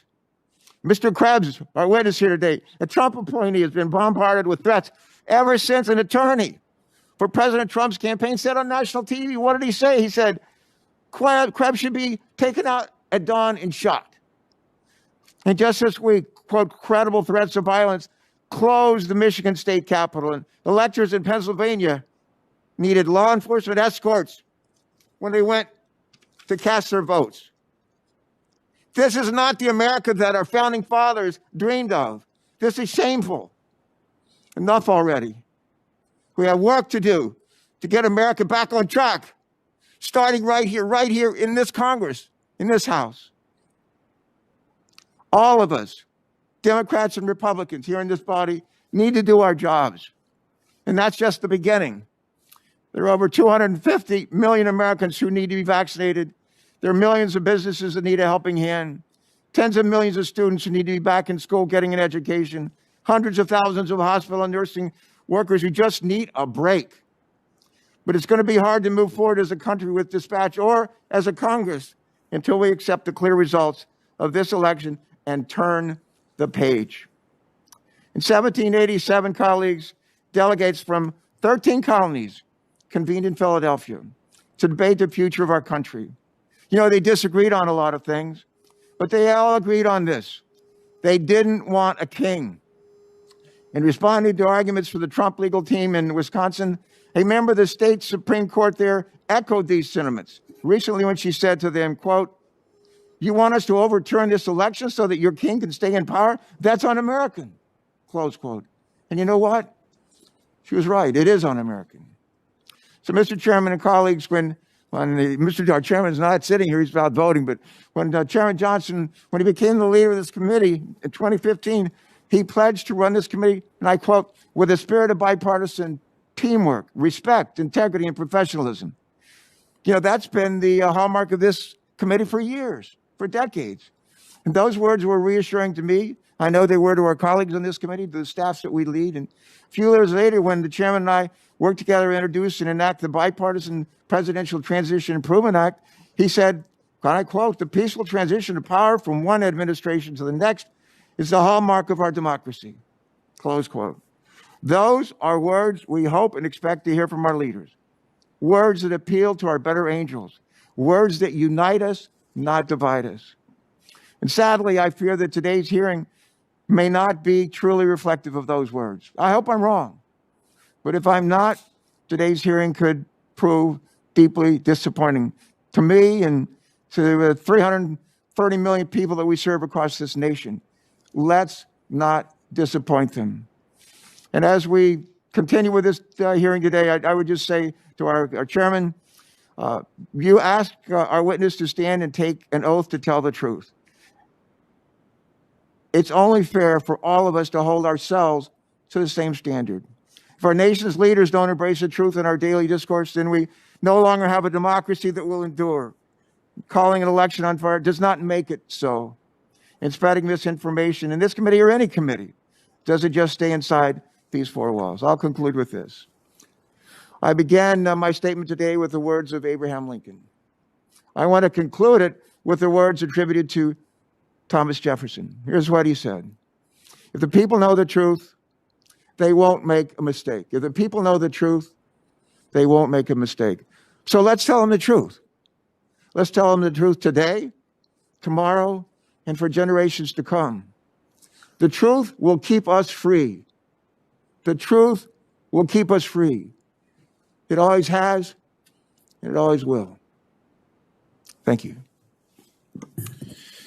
Thank you. The chairman ran down to vote quickly, and we are in the middle of a vote series, and so we're going to maintain the hearing and continue to be able to move through this hearing process, though there's two votes, and so you'll see us switching back and forth while he is running to vote. I'm going to sit in for a moment for the chairman, and I'm going to recognize myself for the next bat of questions. I happen to be next in line, so I'm not actually pulling time here, but I want to be able to recognize myself and be able to do that. When he returns, we'll switch out, and I'll run to vote, and then we'll run back and forth. December 2016, there was a poll that was done on if the American people believed that the Russians interfered and changed our election.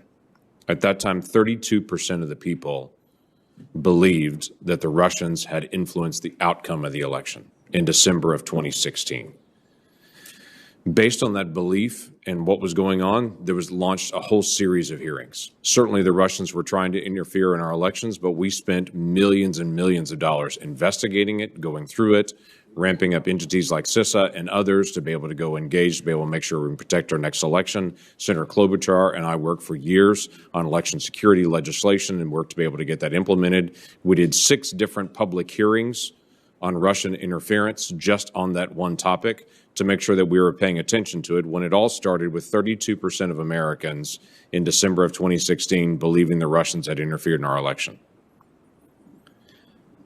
A few days ago, another poll asked the question, do you believe there was election and voter fraud in the presidential election between Joe Biden and Donald Trump? This December, 46% of the voters in America have said yes. 45% saying no. Interestingly enough, Trump voters say there was fraud, 80%. Biden voters also said 16% that they believe that there was voter fraud. The reason I bring that up is we watched what happened in 2016 and what the American people thought and saw, and so we engaged with hearings, we looked at the issues and determined, do things need to change? Much of the work that's gone on the last several years to be able to get paper ballots into states happened because this Congress engaged on an issue where we saw an obvious problem. And so we distributed federal dollars, assistance, and a constant drumbeat to say these states have got to fix the areas where they don't have paper ballots and we have the potential for problems. That was the question. Is there a potential for a problem? The answer was yes, there's a potential, and we ought to fix that. Now, amazingly, after this election, all kinds of issues have come up and said there are potentials for problem, and everyone seems to be saying, move on. The only reason I can think that that would be different was because the election outcome seemed to be different. And one side is now saying, let's just move on and ignore this. In my state on election night, like 27 other states in the country, by that evening, we were counting votes and all absentee ballots had been received. There was much less opportunity for accusations of fraud because all of our ballots were in. Amazingly enough, a week after the election was completed this November, Oklahomans were listening to other states that were saying things like, we don't know how many more ballots there are left to count. We had been done for a week. We and 27 other states had been completed for a week. That gives opportunities for fraud and questions and problems. That's a reasonable question to ask. It's reasonable to be able to ask if people can drift around and gather ballots from other people and do ballot harvesting, and in some states that's legal, does that provide an opportunity for fraud? I think the obvious answer is yes. The obvious answer is if you mail a ballot to everyone in the state, even if they didn't ask for it, does it provide an opportunity for fraud, especially when the state did not first purge or verify those addresses, and they sent thousands of ballots to people that no longer live there. I've talked to Nevada residents that receive multiple ballots at their home for people that no longer live there. That's a problem. And we should at least admit that's a problem. And for some reason, the other side was very focused on, we've got to fix the potential for problem from 2016. But in 2020, when there's potential for problem and things that have been shown, everyone seems to say, move along. Let's not discuss this. There's a system called the ERIC system that's in place that 30 states cooperate with. It helps them verify if people have moved and they're registered in 2 different states, or if they've moved into your state and they're registered somewhere else. It helps them determine if they're voting in 2 different states. Only 30 states use that. Other states are not. And even of the 30 states that use it, not all of them are actually using it. They literally are on the system, but they're not actually purging their rolls when they know there are people that have moved out of their states and have been informed of that. Just this last year in the ERIC system, they identified 91,000 people that are registered voters that are dead. 91,000 that one system had recognized. There are problems in the system. And in this conversation that I've had with so many people, and I've said, is it a problem that people are voting in 2 states? Is it a problem that people are voting after they're dead? And this is what I hear over and over again. This has been going on for years. So why don't we fix it? Should be the next statement. Instead, the statement seems to be, well, let's just move along. Mr. Binnall, 42,000 people in Nevada voted more than once, according to your work in this. 42,000 people. 1,500 people voted in Nevada that were dead. 19,000 people voted though they did not live in Nevada and they weren't a college student. 8,000 people voted from a non-existent address. 15,000 people voted though they were registered to a commercial address or a vacant address. And 4,000 people voted in Nevada that are non-citizens. My question to you is, in my state, when someone votes twice, and we do have that occasionally, and about 50 times a year that actually occurs in our state, we prosecute individuals that vote twice. Of this 130,000 instances that you have identified from the 2020 election in Nevada, do you know of any prosecutions currently going on in Nevada for any voter fraud? Not yet, Senator, and that's extremely important. These laws have to be enforced. We, of course, I represent the Trump campaign and the campaign's electors. I don't represent the government. We can't bring prosecutions. But if we are going to enforce voter integrity laws, they must be enforced, and we are confident that although it often takes a long time to put together a fraud case, although it takes prosecutors months, sometimes even years, to go through subpoenas and warrants and using the FBI to go investigate these things, once a good hard look at these cases is examined, an honest look, if we do that, there should be charges brought, because the ranking member brought up in his remarks that when you lose the principle of one person, one vote, the end result is authoritarianism. That's exactly what we're saying here today. Right, and that's a major issue. Mr. Chairman, could I ask for one additional moment? Judge Starr, you've raised twice this issue about Pennsylvania and that the laws of Pennsylvania were changed. In Oklahoma, we did State Bill 210 and State Bill 1779 because we saw with the pandemic there were going to be problems. So our legislature came into session, made a change to be able to adjust for how we were going to do early ballots and early voting. So because we knew that was the law that needed to be followed. Was that done in Pennsylvania? And does it matter who sets the law and the rules for elections? No, it was not done, unfortunately, in Pennsylvania. The governor sought to change the law. The General Assembly of Pennsylvania had met, reviewed, and made various and sundry changes and reforms. And then the Pennsylvania Supreme Court, building what the governor had done, made additional changes. And those, in my judgment, were complete violations of the United States Constitution and flagged as such preliminarily by Justice Samuel Alito. So the Oklahoma legislature did it the right way. Judge Starr, thank you very much. Senator Hassan. Well, thank you very much. Just want to test that folks can hear me. They can. Okay, thank you very much, Mr. Chair, and for our ranking member. I want to also thank all our witnesses for being here today. And I'd like to specifically acknowledge former CISA Director Chris Krebs. Director Krebs, I want to thank you for your work in standing up the agency as CISA's first director and in securing our elections. I remain deeply troubled by your abrupt and unjustified dismissal, which has made our country less safe. Now, more than ever, the challenges of this pandemic and our nation's increased reliance on online services requires the experience and steady leadership that you have displayed. Even so, I want to express my deep thanks to you and to the men and women at CISA for the work that you have done and will continue to do to help make our country and our communities safer. Now, I have 3 questions for you, Director Krebs. Let's start with this one. As the CISA director, you attempted to tackle disinformation campaigns via the rumor control effort by CISA. That's the name you all gave it. Rumor Control is a resource featured on CISA's website to debunk common misinformation and disinformation narratives. So first, in your time as CISA director, were you ever asked by any administration official to refrain from debunking disinformation or misinformation? Yes, ma'am. Thank you for the question. I was never directly approached on any rumor control changes or alterations. I understand my staff was. I told them that if anyone had any problems with what was on rumor control, I was the Senate confirmed leader of the agency. Ultimately, I approved content, and they would need to come talk to me about that. And I never got that phone call or visit.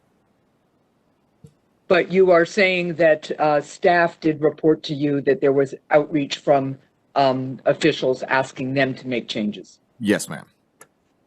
Were you ever asked to take down an entry that debunked a conspiracy theory? Not directly, no, ma'am. Was your staff? They were asked about some of the content, and again, I reiterated and reinforced that I owned that content, and if anybody had an issue with it, they needed to come talk to me. Was it ever implied that your job was at stake if you didn't ease up on debunking disinformation? I certainly never interpreted any statements or anything along those lines. No, ma'am. Well, I would like to explore with you further, perhaps after this panel, some of what you just said in terms of your staff, but I want to move on to a couple of other things just in the interest of time. Director Krebs, given your experience with tackling disinformation, I want to talk about the post-election disinformation campaign that has been waged. The president and many others have tweeted outlandish claims of massive voter fraud and truly wild conspiracy theories. However, the president's lawyers won't or don't usually bring these same claims when they go into court. When they do, the judges, often conservative or Republican appointed judges, have dismissed them. Director Krebs, given your experience with disinformation campaigns, why do you think there is such a gulf between rhetoric and reality? What's the goal of this disinformation campaign? I think generally that disinformation now, currently, particularly domestically, is being used to create confusion and drive a certain narrative. But our point with rumor control at CISA was about identifying, initially foreign activities, but it became more of a domestic or even uncertain origin. And it was things, again, like Hammer scorecards, some of these claims of malicious algorithms, and they were pretty straightforward to debunk in the early days, but they continue to this day. There's confusion being sown about how election machines are used, how they fit into the process. Even now in Michigan right now with Antrim County, there was a forensics audit done on some of the machines there, and there was a group that released a report. And it's a 22-page report. I looked at it, and others have looked at it. And to me, it implies that those systems are compromised and not dependable, and you can't trust the votes and any other of the machines across the state. So I was a little concerned about that. And I looked at the report, and it claims that there was a 60% error rate in the machines, the election management systems. And so, again, I dug into that, and it makes the claim that then, 68% of the votes cast are therefore not dependable. And I've seen those claims being repeated on social media by the campaign, by the president. And so I wanted to understand what that was all about. So I looked at it, and in fact, it was not that there were 68% of the votes there were errors. It was that the election management system's logs had recorded 68% of some sort of the logs themselves had some sort of alert rate. And that is being used to spin that machine is not trustworthy. But the problem is the report itself doesn't actually specify any of those errors, except for one. And it's on page 19, or actually it's on page 20. And it says, there is no permission to bracket zero bracket. And that is being claimed to mean that somebody tried to get in the machine and wipe the records. And so I looked at that and I said, okay, I don't know if it actually says that. And something jumped out at me, having worked at Microsoft, that these are Windows-based machines. The election management system is a Windows-based machine. And the election management system is coded with a programming language called C#. There is no permission to bracket zero bracket is a placeholder for a parameter. So it may be that it's just not good coding, but that certainly doesn't mean that somebody tried to get in there in zero. They misinterpreted the language in what they saw in their forensic audit. And that's just one example. They misinterpret, and Commissioner Palmer, I'm sure, can talk to us about whether there's a HAVA 90-day safe harbor rule, or which of the VVSGs is applicable to those machines, and whether that machine. So I'm seeing these reports that are factually inaccurate continue to be promoted. That's what rumor control is all about. That's what I'm continuing to do today, based on my experience and understanding and how these systems work. We have to stop this. It's undermining confidence in democracy. Well, I thank you so much for that statement. Mr. Chair, I'll note that a couple of other people have gone a little bit over their time, and I have one more question for Mr. Krebs. Sure. And with your indulgence, I'd like to ask it. Sure. Director Krebs, I thank you for that response. I think it's a very important example of the kind of disinformation and spinning that is happening that frankly puts confidence at risk and puts some of our people at risk. You have noted in the past that we have a very diffuse election system that is administered at the local level. At individual polling locations, there are often numerous nonpartisan officials involved in administering a community's voting process. That diffusion of responsibility also makes it extremely unlikely that there would be a single point of failure or fraud that could sway an election. Director Krebs, you have worked with the numerous election officials across state and local governments. Can you speak to how the diffuse nature of our election systems affects the security of our elections? And just also in the interest of time, I want you to comment too. Sadly, some of these nonpartisan officials at the local level have been subjected to harassment and even death threats. So can you speak to the impact of these threats? And do you think the president and his allies have done enough to condemn the threats of violence? I'm not aware of much in terms of condemning the threats of violence, having been a recipient of some of them. I think it's, again, an affront to democracy that the citizens of the United States of America that are responsible for executing this sacred democratic institution of elections are being threatened on a daily basis. I mean, you name it, whether it's emails, whether it's phone calls, whether it's people showing up at your house. This is not America I recognize, and it's got to stop. We need everyone across the leadership ranks to stand up. I think I would appreciate more support from my own party, the Republican Party, to call this stuff out and end it. We got to move on. We have a president-elect in President-elect Biden. We have to move on. These officials that are Republicans, look at Georgia, Brad Raffensperger, Gabriel Sterling, Jeff Duncan. These are Republicans that are putting country over party. They're being subjected to just horrific threats as a result. This is not America. Well, thank you, Mr. Krebs. Thank you, Mr. Chair, for your indulgence. And Mr. Krebs, thank you for your patriotism. Thanks, Senator Hassan. Senator Scott went to vote. So is Senator Rosen available? Yes, I'm here. Thank you, Mr. Chairman. Good morning to all the witnesses here today. I want to start out by saying, as members of Congress, we take an oath to support and defend the Constitution against all enemies, foreign and domestic. We have a responsibility to our constituents and our nation to defend our democratic process. With that being said, Mr. Krebs, we thank you for your service to our nation and for upholding your oath to defend the Constitution from foreign and domestic threats. Your efforts to protect the integrity of our democratic process help ensure that the 2020 election was the most secure in American history, as certified by the Department of Homeland Security. I'd also publicly like to thank Nevada's election workers, who, despite Mr. Binnall's comments in the media and here today, worked long hours to ensure that Nevada's elections were free, fair, and secure. Both our Republican Secretary of State and our Democratic Attorney General have stated there is no evidence of widespread voter fraud that occurred in Nevada, and our highest court has said the same, and I will not give this false narrative about my state any more attention than it has already unfortunately received.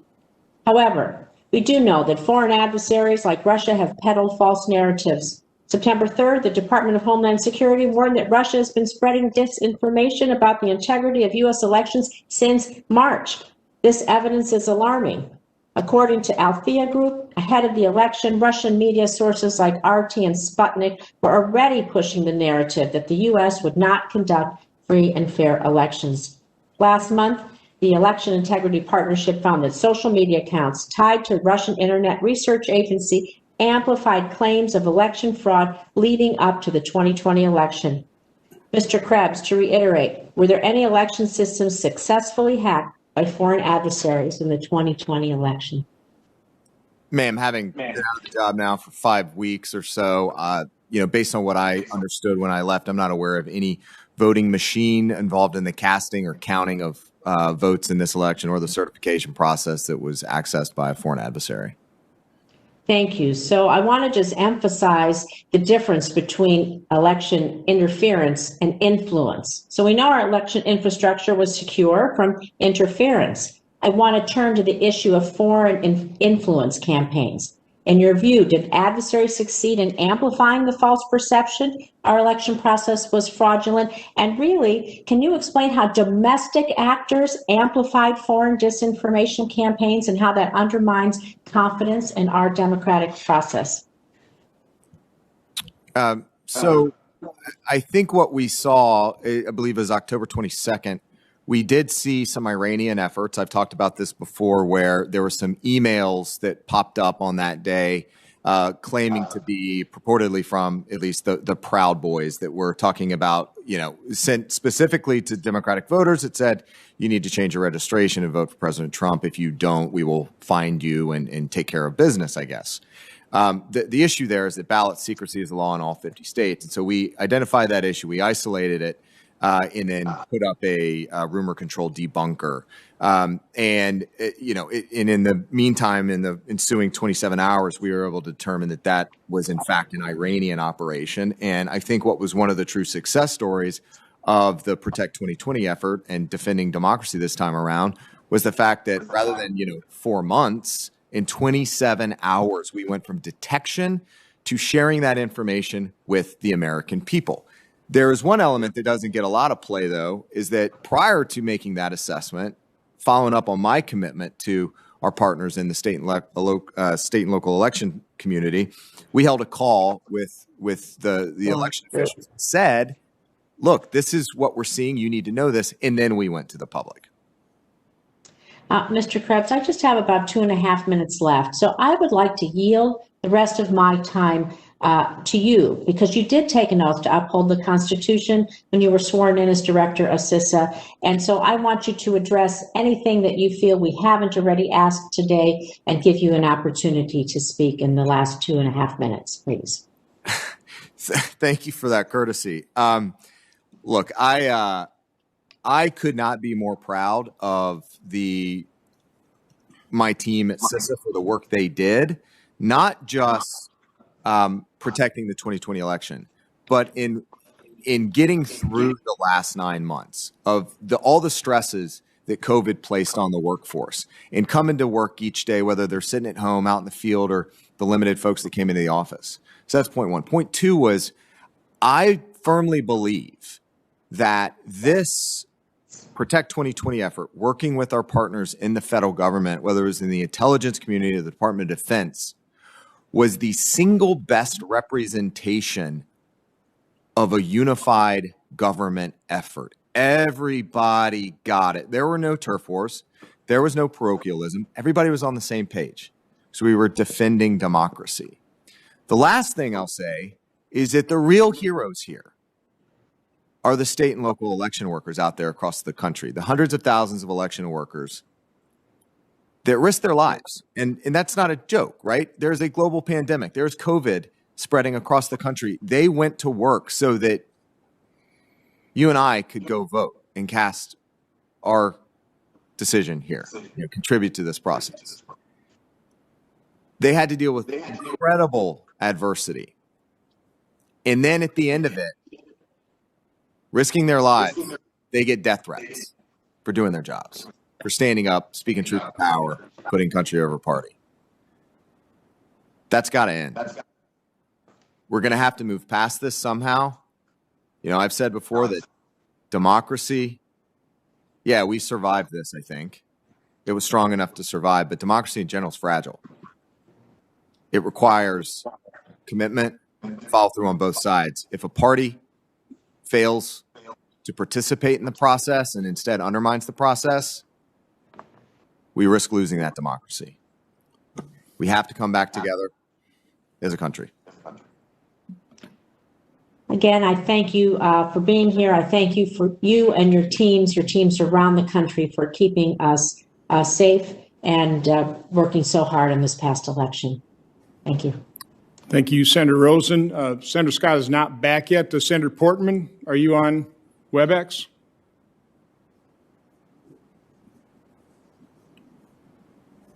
Senator Hawley, are you on WebEx? I'll try Senator Sinema. Well, then I'll pick up the slack.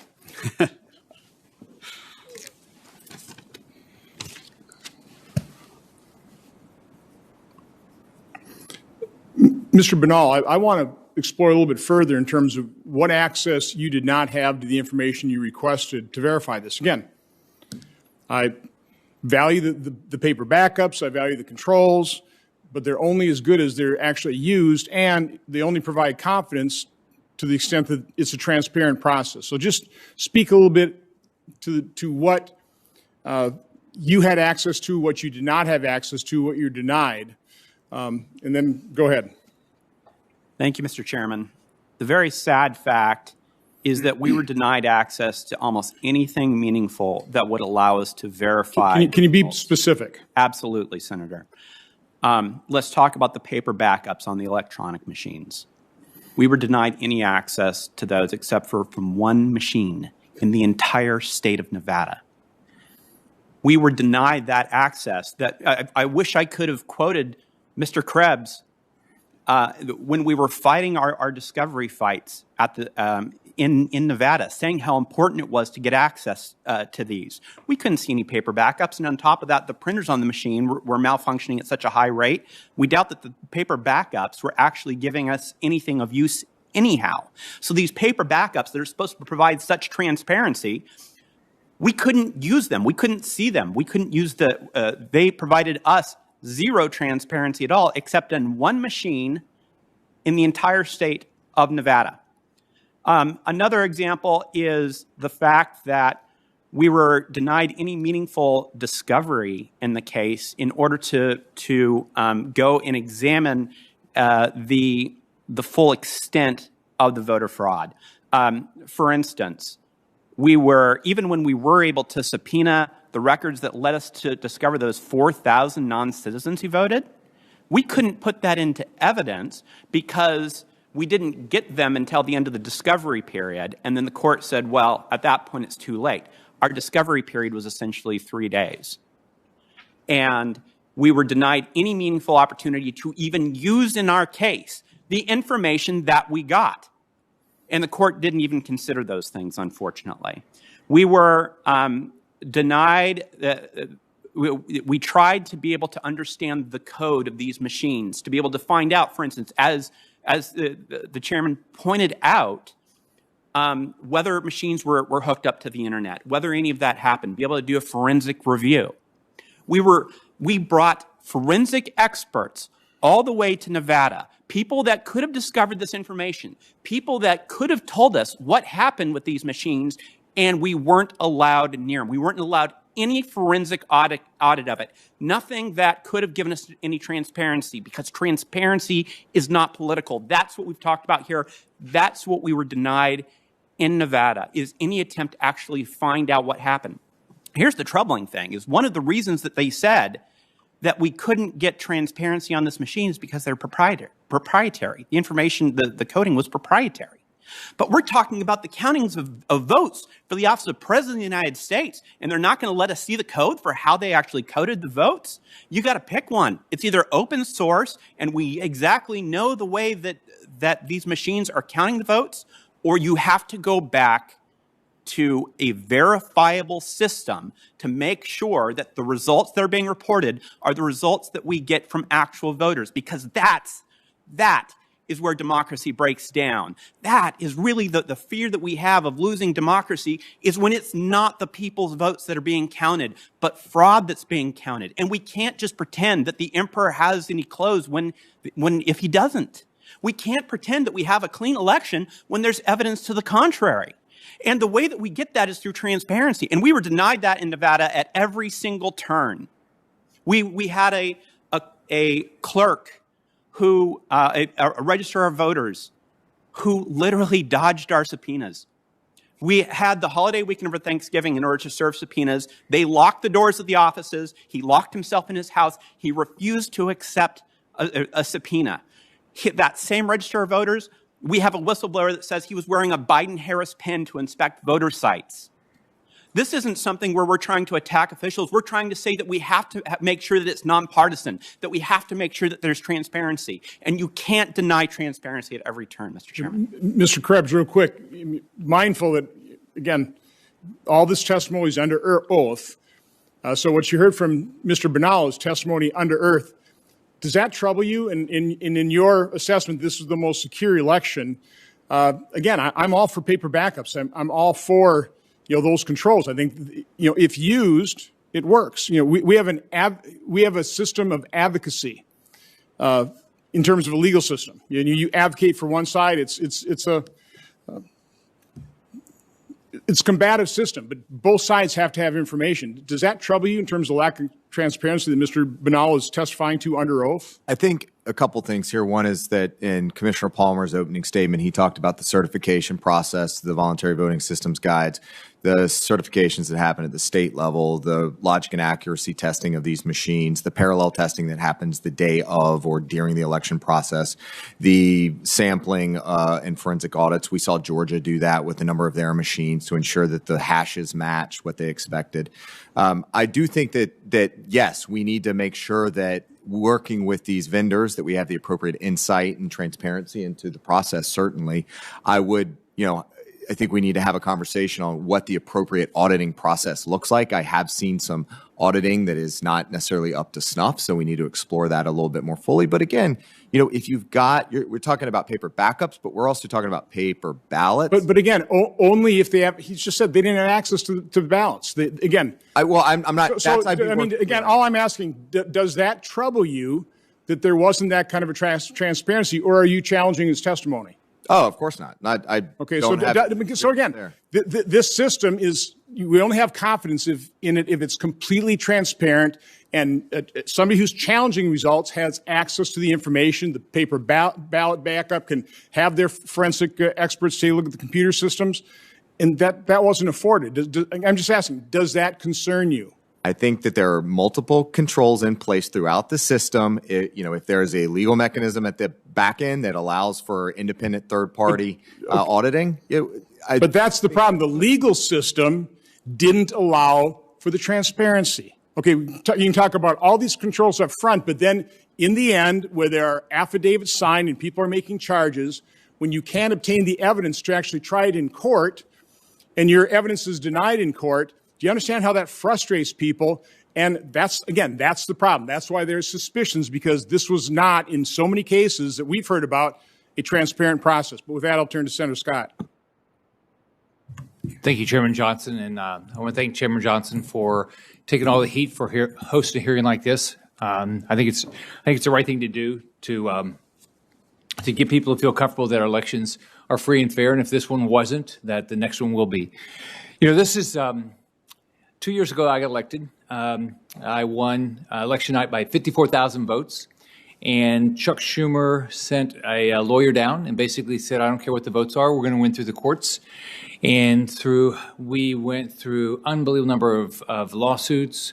We had, I think, something like 1,000 lawyers working with us. We went through 2 recounts. And he didn't care what the votes are. Chuck Schumer's goal was to win, and his lawyer was just to win through the courts. It didn't matter what the votes are. It didn't let me come to orientation. And so when I watch this stuff now, I did not remember one Democrat in this entire country say, that's not right. You shouldn't be doing it that way. They were all in on this, and nobody complained. So we've got to figure out how to do this where people feel comfortable. I can tell you, I live in Naples, Florida. Every time I go out, people come up to me and they're frustrated with the unfairness of the system.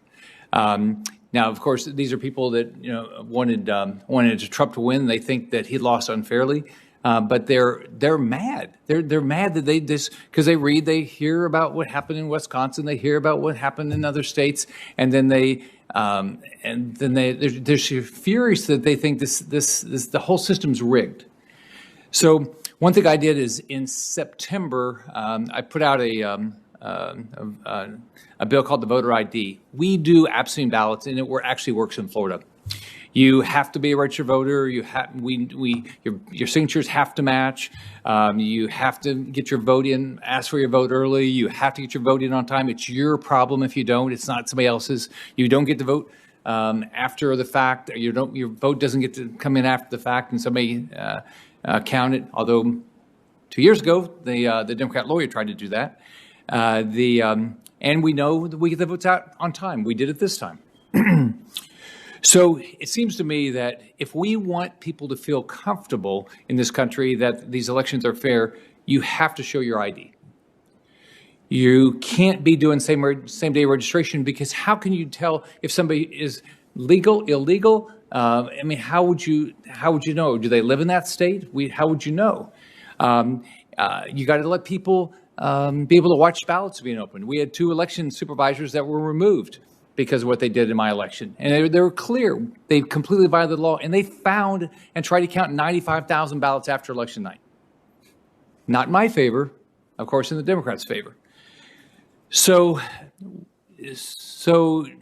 Judge Starr, what do you think about the need to have local elections? Because I think what Mr. Krebs said is right. One of the reasons why we have good systems here is we don't have a national system. We have a local system. But should we have national standards? Should you have to have ID? Should your signatures have to match? Should you have to be? You can't get registered on the same day that you vote. All these things that we have, like we do in Florida, where you have to get your ballots early and all these things, and you know how many. By the way, you're supposed to announce how many ballots you have that night. You should know, right? They did in my election. And that's how they kept finding it. So, Judge Starr, what do you think about this idea that we have to have some national standards but still have local elections? I think national standards need to be seriously considered in light of these recurring issues. We all have anecdotes. One of my friends, an academic leader in the Commonwealth of Virginia, where I used to live, here's an anecdote. One of his students, a registered voter in Vermont, but she's studying in Virginia, and she receives appropriately an absentee ballot from Vermont, but she receives 4 unsolicited ballots from the Commonwealth of Virginia, where she happens to not be registered to vote, but she's studying. And everyone is hearing these anecdotes, and they're saying, well, aren't there control mechanisms in place? And so the issue of decentralization is you will continue to have these varieties and vagaries unless and until there is some enormous reforms in state government, or then Congress using its powers under Article 2, under Article 1 in this particular instance, says we need to step in and have regulations to ensure integrity. And a signature requirement is one of the bases. I like to say, Senator Scott, you've got to show ID if you want to check into a hotel or get through some TSA security. So don't we want to have those kinds of safeguards just to ensure, yes, this is going to be an honest election, which I think is all we are all asking for. So, Mr. Troupis and Mr. Binnall, if we had done some of these things and they'd been enforced in your states, would people feel comfortable that there was a fair election? Senator Scott, I think it would absolutely go miles to make sure that people were confident in the results of the election if we put in simple methods to make sure that the people who vote are who they purport to be, that one person only gets one vote, that the way that the ballots are counted leads to an accurate total. These things shouldn't be partisan. These things should be exactly what we do to protect our republic and make it so that people know that the results are accurate. Because otherwise, you end up where we are today. Senator, one of the fascinating things about Wisconsin is, as I said, we have a long history of real transparency in our process, in our recount process, in all of our processes. So it's particularly odd here. And several of the justices on our court this last week called what the Democrats had done in the majority of the court, in the Supreme Court, as absurd and bizarre.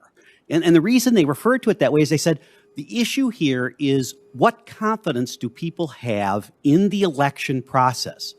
So if that's what we hear, and I've heard that, I've been hearing that all day here, confidence in the election process, well then why, when everything is teed up?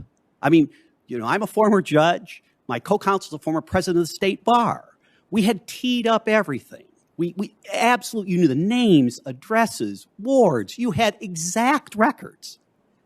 And what the Biden campaign did not want the court to do is to actually address the substantive question. That's the holding of the court. We won't address the substantive question. And the Chief Justice, I mean, it's a great frustration in the Chief Justice when she said, 4 members of this court throw the cloak of laches over numerous problems that will be repeated again and again until this court has the courage to correct them. Candidly, it was all Democrat talking points. I mean, they did this make the same thing. I heard something about Justice Karofsky's comment. It was just a talking point. And I guess the frustration you hear from those of us who are serious lawyers, who have taken this seriously, is that when we pose these matters to courts, we expect them to address them. When they don't, it undermines the integrity of our system. That's what's going on here. The frustration that you hear, even in good Democrat circles, is if the courts don't address these, who's going to? Aren't they the ultimate arbiters? There's no dispute that the election would have turned out differently in Wisconsin if, according to our allegations and according to our proofs, the court accepted those, that the election result would be different. But instead of addressing the substantive claims, the Biden campaign argues, don't talk about them. Don't address them. And that's why I thanked Senator Johnson when he first called and asked if I would talk, because if you don't inquire here in the Senate, and as Ken Starr said a minute ago, if you don't do this inquiry, there really isn't going to be any analysis, and there isn't going to be an opportunity to get the very integrity that we all want. I mean, as I said, as a former judge, and this is a serious matter to me, and no one suggested at any point in the process that the allegations in Wisconsin are anything but serious and substantive and documented. And yet a court takes the Biden line and says, we're just not going to talk about it. And that's just wrong. And that's the reason, one of the reasons, people don't trust this outcome. Yeah. In Florida, we have a lot of people that moved from South America. And so a lot of them have said to me, how is this different than what Maduro's doing? Right? So, and part of it is, people don't have enough information, but it's so simplistic when you hear about people that are dead that are vote, people that don't live in the state to vote, and you hear all these things, and there's no recourse. So we've got to figure this out. We got to be able to prevent this from, I don't know if anything will happen with this election, but clearly we can't let this go on for the next election. Certainly. Thank you, Chairman. Thank you, Senator Scott, and I completely agree. You have to air these. You have to have the information. This is not a dangerous hearing. This is an incredibly important and crucial hearing. But thank you for participating in it. Senator Portman, are you available by WebEx? I am, Mr. Chairman. Thank you. I've been moving around the Capitol as we've had to vote, but I was at the hearing earlier, and I appreciate the witnesses and all the information we've received. And, as I look at this issue and even watch some of the back and forth today between our colleagues, it seems to me that pulling this out of politics a little bit and having a bipartisan group that is more independent look at the issue is a good idea, in part because most of us don't believe that this ought to be something that the federal government usurps from the states. In fact, we believe that the Constitution got it right, and that generally speaking, it's better to have the states handle this. But there are obviously many disparities between how the states do it. So there was discussion earlier, I think it was of the Carter-Baker Commission. I would ask you, Mr. Starr, is this time for us to establish a commission?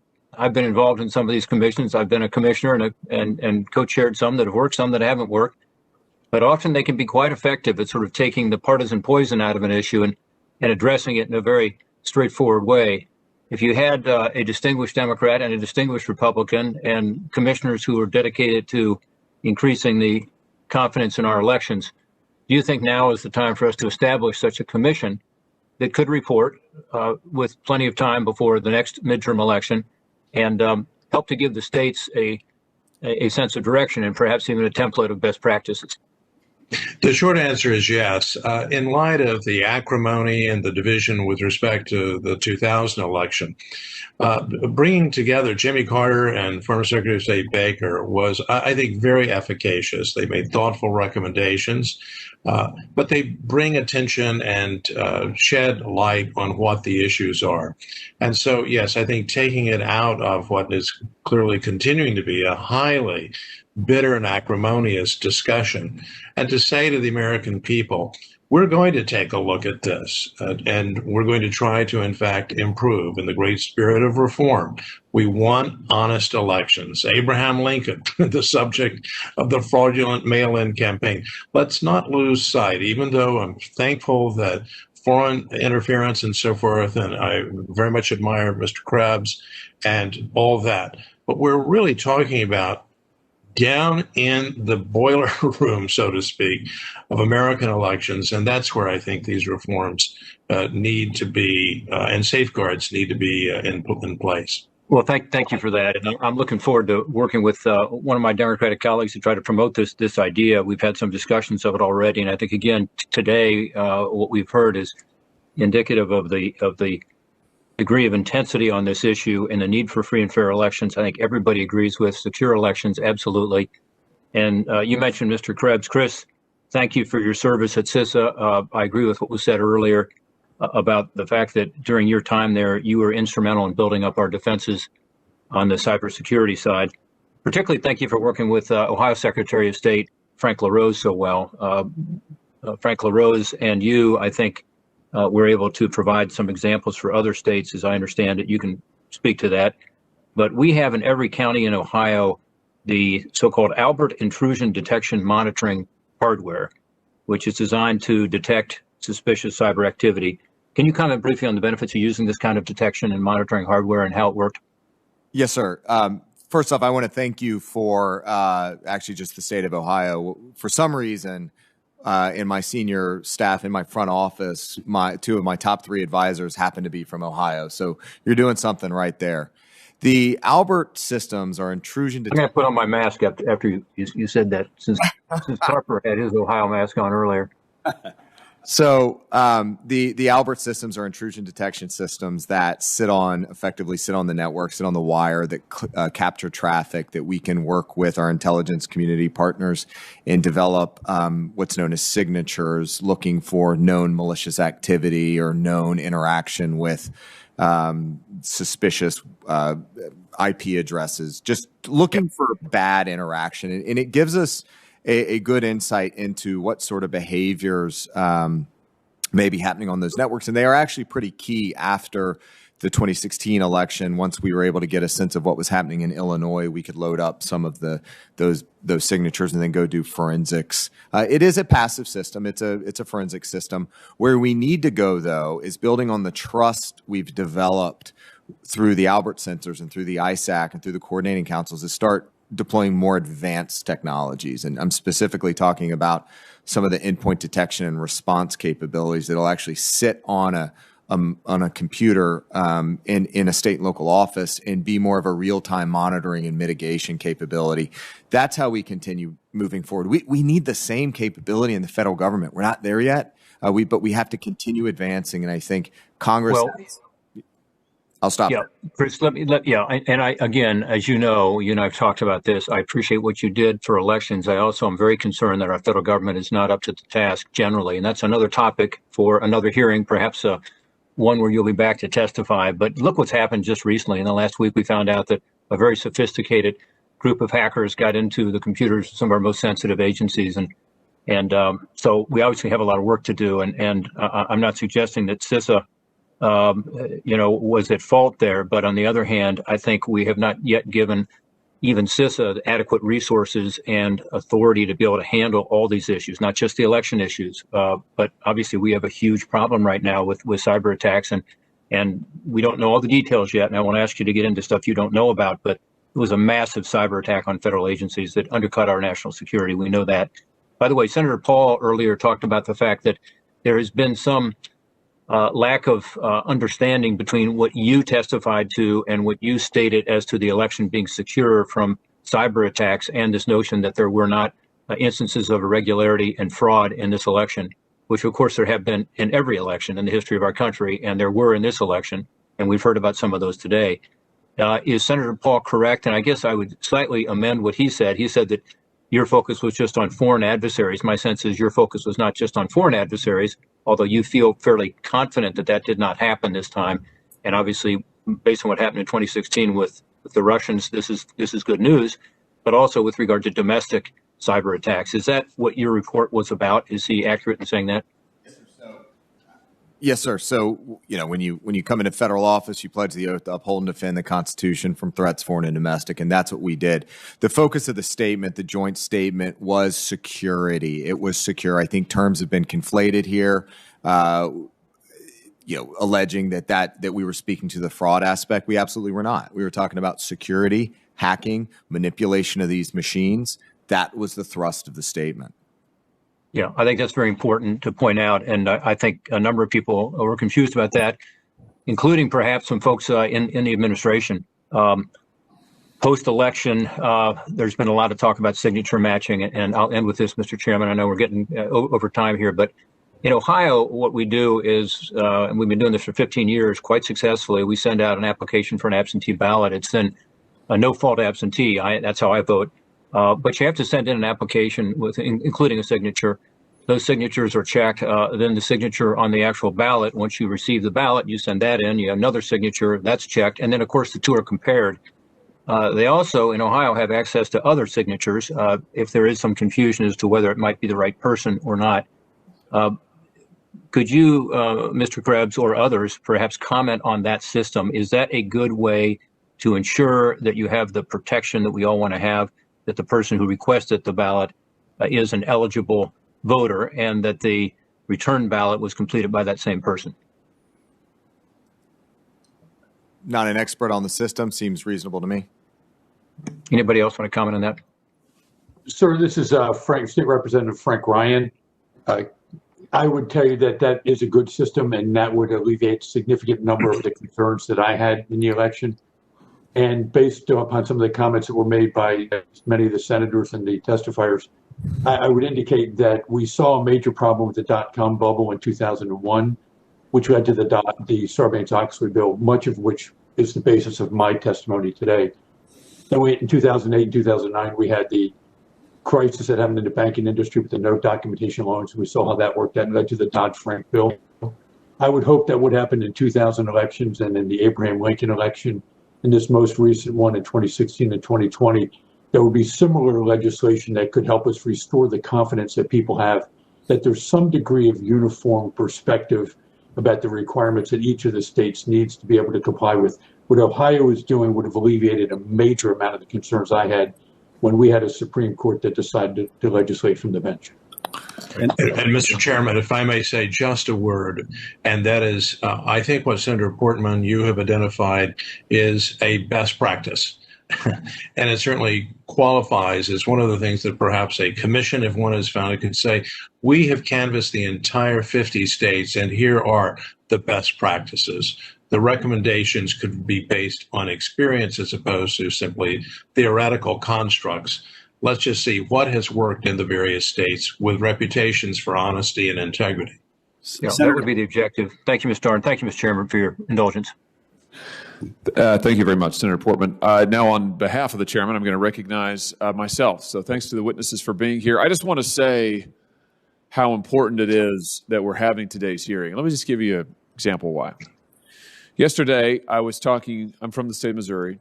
Yesterday, I was talking with some of the constituents back at home, a group of about 30 people. Every single one of them told me that they felt they had been disenfranchised, that their votes didn't matter, that the election had been rigged. These are normal, reasonable people. These are not crazy people. These are reasonable people, and who, by the way, have been involved in politics. They've won, they've lost, they've seen it all. These are normal folks living normal lives who firmly believe that they have been disenfranchised, and to listen to the mainstream press and quite a few voices in this building tell them after 4 years of nonstop Russia hoax, it was a hoax. It was based on, the whole Russia nonsense was based on, we now know, lies from a Russian spy. The Steele dossier was based on a Russian spy. After 4 years of that, being told that the last election was fake and that Donald Trump wasn't really elected and that Russia intervened, after 4 years of that, now these same people are told, you just sit down and shut up. If you have any concerns about election integrity, you're a nutcase. You should shut up. Well, I tell you what, 74 million Americans are not going to shut up, and telling them that their views don't matter and that their concerns don't matter and they should just be quiet is not a recipe for success in this country. It's not a recipe for the unity that I hear now the other side is suddenly so interested in after years of trying to delegitimize President Donald Trump.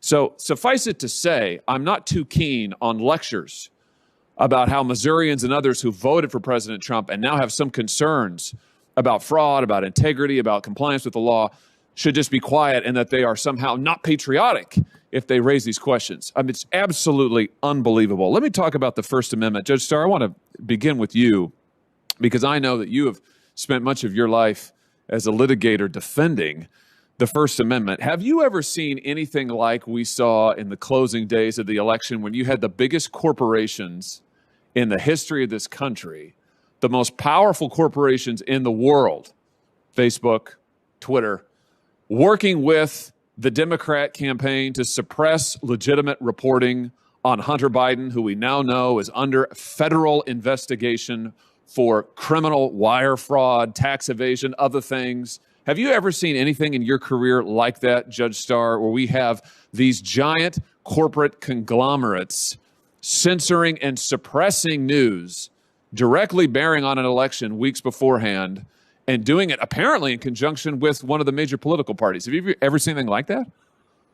No, I think we live in a new age, and we need to go back to great lessons from constitutional law, as you well know, Senator Hawley, and Justice William Brennan, an icon of the Warren Court, saying that our democracy is based upon robust and uninhibited debate. And Justice Oliver Wendell Holmes saying, let's test things in the marketplace of ideas. You can't test places, ideas and theories unless you allow the marketplace of information communication to flourish. Well said. I agree with that 100%. And, you know, it's an extraordinary thing not to be able to get. I've had Jack Dorsey, Mark Zuckerberg under oath.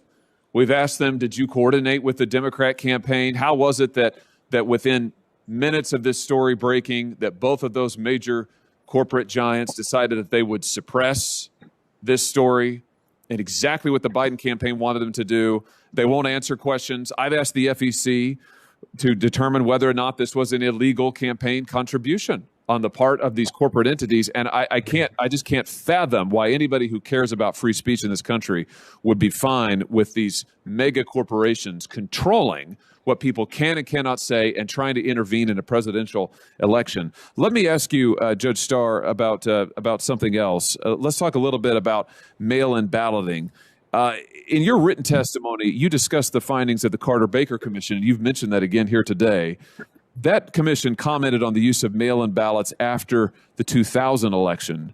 Can you tell us a little bit about that commission's finding on mail-in ballots, as you recall it, and talk about some of the warnings that commission put into place?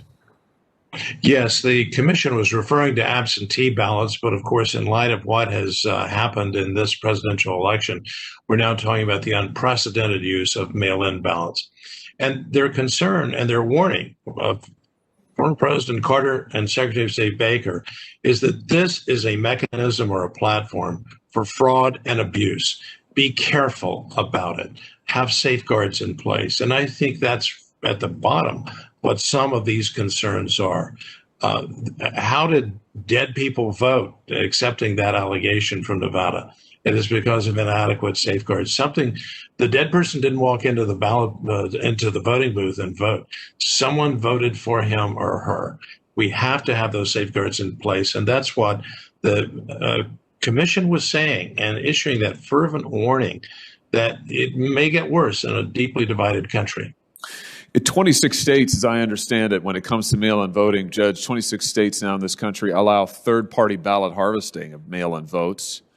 That's where you can pay a third party to go distribute the ballots. And you can't do this in my home state of Missouri because we have control similar to those in Ohio that Senator Portman was talking about. But in other states, 26 states, you can pay a third party to go distribute the ballots. You can pay a third party to pick up the ballots. There's no chain of custody there. There's no verification. This seems to me an invitation to fraud and abuse. I've introduced legislation to end third-party ballot harvesting nationwide, to make it illegal nationwide. Would you agree, Judge Starr, that looking at something like third-party ballot harvesting is a common sense approach? By the way, some House Democrats even have endorsed this approach. Would you agree with me that that's a common sense place to start when we think about preventing fraud and addressing it in our elections? Yes, because the opportunity for fraud and abuse is so rife and omnipresent with that kind of, if I may now call it that, worst practice. So many states have best practices. We heard from Senator Portman about Ohio. Other states have these safeguards in place. Let's put safeguards in place, but one of them is let's eliminate practices that are so prone to fraud and abuse. And I think that's just the very beginning of what we should do. We should also make sure that poll watchers from both parties can be present at all times, that there are eyes on ballots, cameras on ballots at all times, that there's signature verification requirements that are mandatory, that there's mandatory reporting requirements about where we are in the count, where the states are, so the states just can't go dark for days at a time. All of this stuff ought to be common sense. There is no reason we should just shrug our shoulders and say, well, fraud happens all the time, no big deal. It is a big deal. It's a very big deal. And for millions and millions of Americans in this election, it's a very, very big deal indeed. Thank you, Mr. Chairman.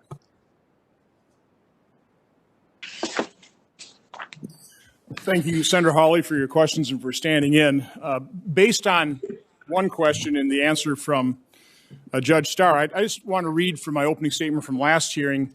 In his reflections on progress, peaceful coexistence, and intellectual freedom, Russian dissident Andrei D. Sakharov wrote, quote, "The second basic thesis is that intellectual freedom is essential to human society.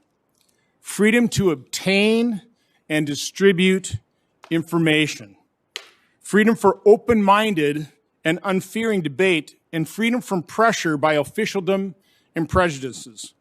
Such a trinity of freedom of thought is the only guarantee against an infection of people by mass myths, which, in the hands of treacherous hypocrites and demagogues, can be transformed into bloody dictatorship. Freedom of thought is the only guarantee of the feasibility of a scientific, democratic approach to politics, economics, and culture." I like to think of this hearing as a demonstration that freedom to obtain and distribute information to the public. There's nothing dangerous about that. It is essential to our freedom. It's essential to our country, to our democratic republic, and is essential if we're going to restore confidence in this election system we have. We have to do this. We can't ignore the problem. The first step in solving any problem is admitting you have one and then dealing with it honestly, gathering the information. This hearing, as all my hearings have been a problem-solving process, first gathering the information. That's what we're trying to do here today. Senator Sinema. Thank you so much, Mr. Chairman. The 2020 Arizona election was a successful election, not for any one party or individual, but for our democracy, and as a demonstration of the will of Arizona voters. A record 80% of registered voters participated. Arizonans are independent. They vote for state and federal representatives they trust to be honest, who they believe will fight for and uphold Arizona values. This record turnout number is also a testament to the work of Arizona election officials who not only ensured our system worked and our laws were upheld, but did so while ensuring that people could safely participate in the election during the pandemic as voters and volunteers. Arizona has had some sort of absentee voting by mail for over 100 years. In 1992, the Arizona legislature and governor, in bipartisan fashion, made it easier for Arizonans to vote by mail by no longer requiring a reason to participate. Our vote by mail system has a number of safeguards to ensure safe elections.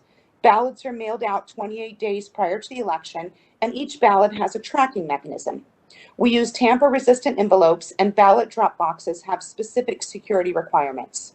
Election staff are trained to authenticate signatures, and a voter is contacted if the signature cannot be verified.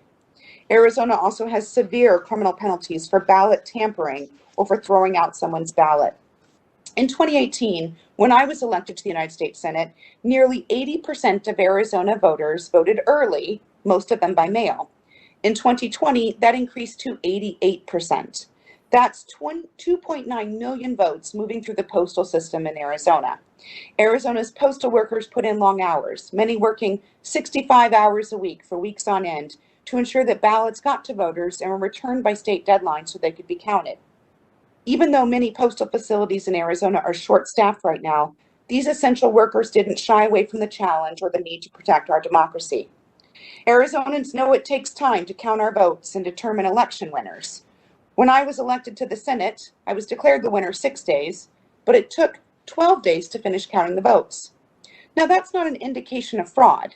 It shows that election officials are following the law and counting all the votes. That's how elections have worked in Arizona since our state adopted widespread mail-in voting. And it's how things worked in Arizona again in 2020. Our elections this year produced bipartisan results, where members of both parties won elections. Arizona's statewide elected officials from both parties have also confirmed that our election was fair, just, and without fraud. Katie Hobbs, Arizona's Democratic Secretary of State, on December 9th said this about our election. This election is one for the record books for a number of reasons. Participation was at a historic high, as was interest in the inner workings of this civic process, which is the kind of scrutiny that pushes the process to be better. I have full confidence in this election. That confidence has been affirmed by the courts. On November 20th, Clint Hickman, the chairman of the Maricopa County Board of Supervisors, a Republican, said, "No matter how you voted, this election was administered with integrity, transparency, and most importantly, in accordance with Arizona state laws." And on December 4th, the Republican Speaker of the Arizona State House, Rusty Bowers, rejected calls for the state legislature to change the result of Arizona's election. Here's his quote: "As a conservative Republican, I don't like the results of the presidential election. I voted for President Trump and I worked hard to re-elect him. But I cannot and will not entertain a suggestion that we violate current law to change the outcome of a certified election. I and my fellow legislators swore an oath to support the U.S. Constitution and the Constitution and laws of the state of Arizona. It would violate that oath, the basic principles of Republican government, and the rule of law if we attempted to nullify the people's vote based on unsupported theories of fraud." Challenges contesting the Arizona election were brought to the courts and dismissed, including a unanimous ruling by the Arizona Supreme Court confirming a lower court ruling upholding the results of the election challenge. This is how our system works. If there are concerns of fraud or abuse, the courts consider the evidence and make a ruling. Now, I have a few questions for Mr. Krebs. During your work at the Cybersecurity and Infrastructure Security Agency, did you find any evidence that disputes the statements I shared from elected officials regarding the integrity and fairness of the 2020 election in Arizona? No, ma'am. More broadly, what evidence can you offer to support the idea that the election across the country, not just in Arizona, was fair and secure? Again, it's those layered security controls that are in place before, during, and after an election. The thing that I always like to point back to is that increase of paper ballots across the country and the ability to then conduct post-election audits. In Arizona, I believe it was a 2% audit. In Georgia, they did a risk limiting audit that then triggered a full hand tally. The outcomes were consistent, 5% audit in Wisconsin, 2% audit in Pennsylvania. Those are the sorts of things that give you confidence in the process when you can go and recount the ballots over and over and over. What lessons should we learn from the 2020 election as we plan for future elections? We need to invest in democracy. First and foremost, we need to fully eradicate those machines that don't have paper ballots, so those direct recording electronic machines. There's only one state that's statewide, and that's Louisiana. but they are throughout Texas, Indiana, Tennessee, and a couple other states, including New Jersey. We need to get those out of the system. So Congress needs to fully invest in a risk-based approach to eradicate those. We need to also continue investing in post-election audit capabilities for the state. That takes a little bit more time.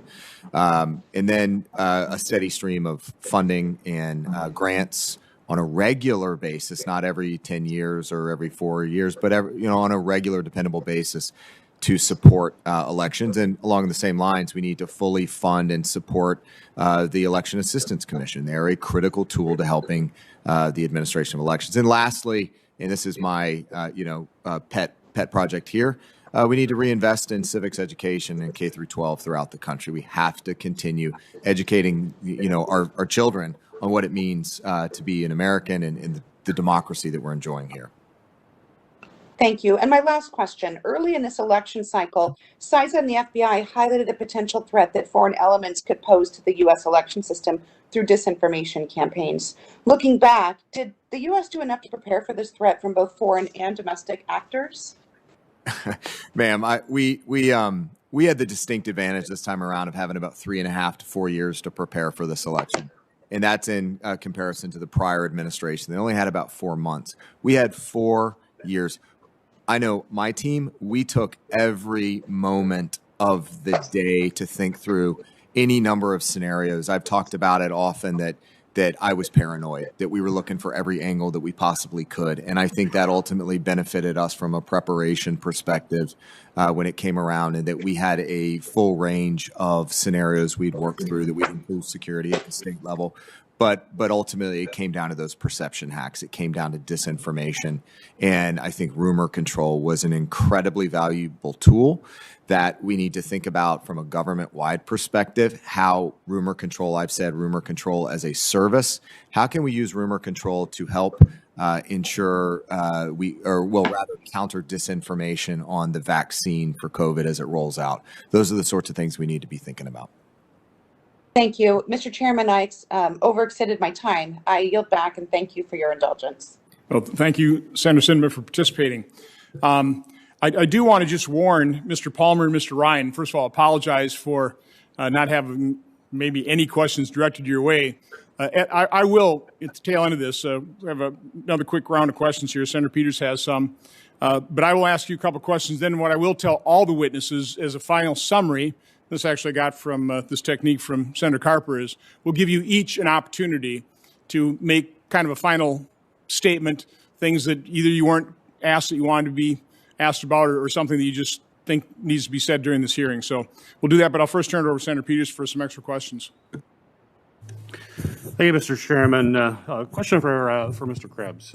As you know, you and I have spoken about the rise of domestic extremist violence in the country and how we need to be conscious of that rise. And in August, the FBI and Department of Homeland Security memos reportedly warned of threats by domestic extremists to election-related targets in the run-up to the 2020 election.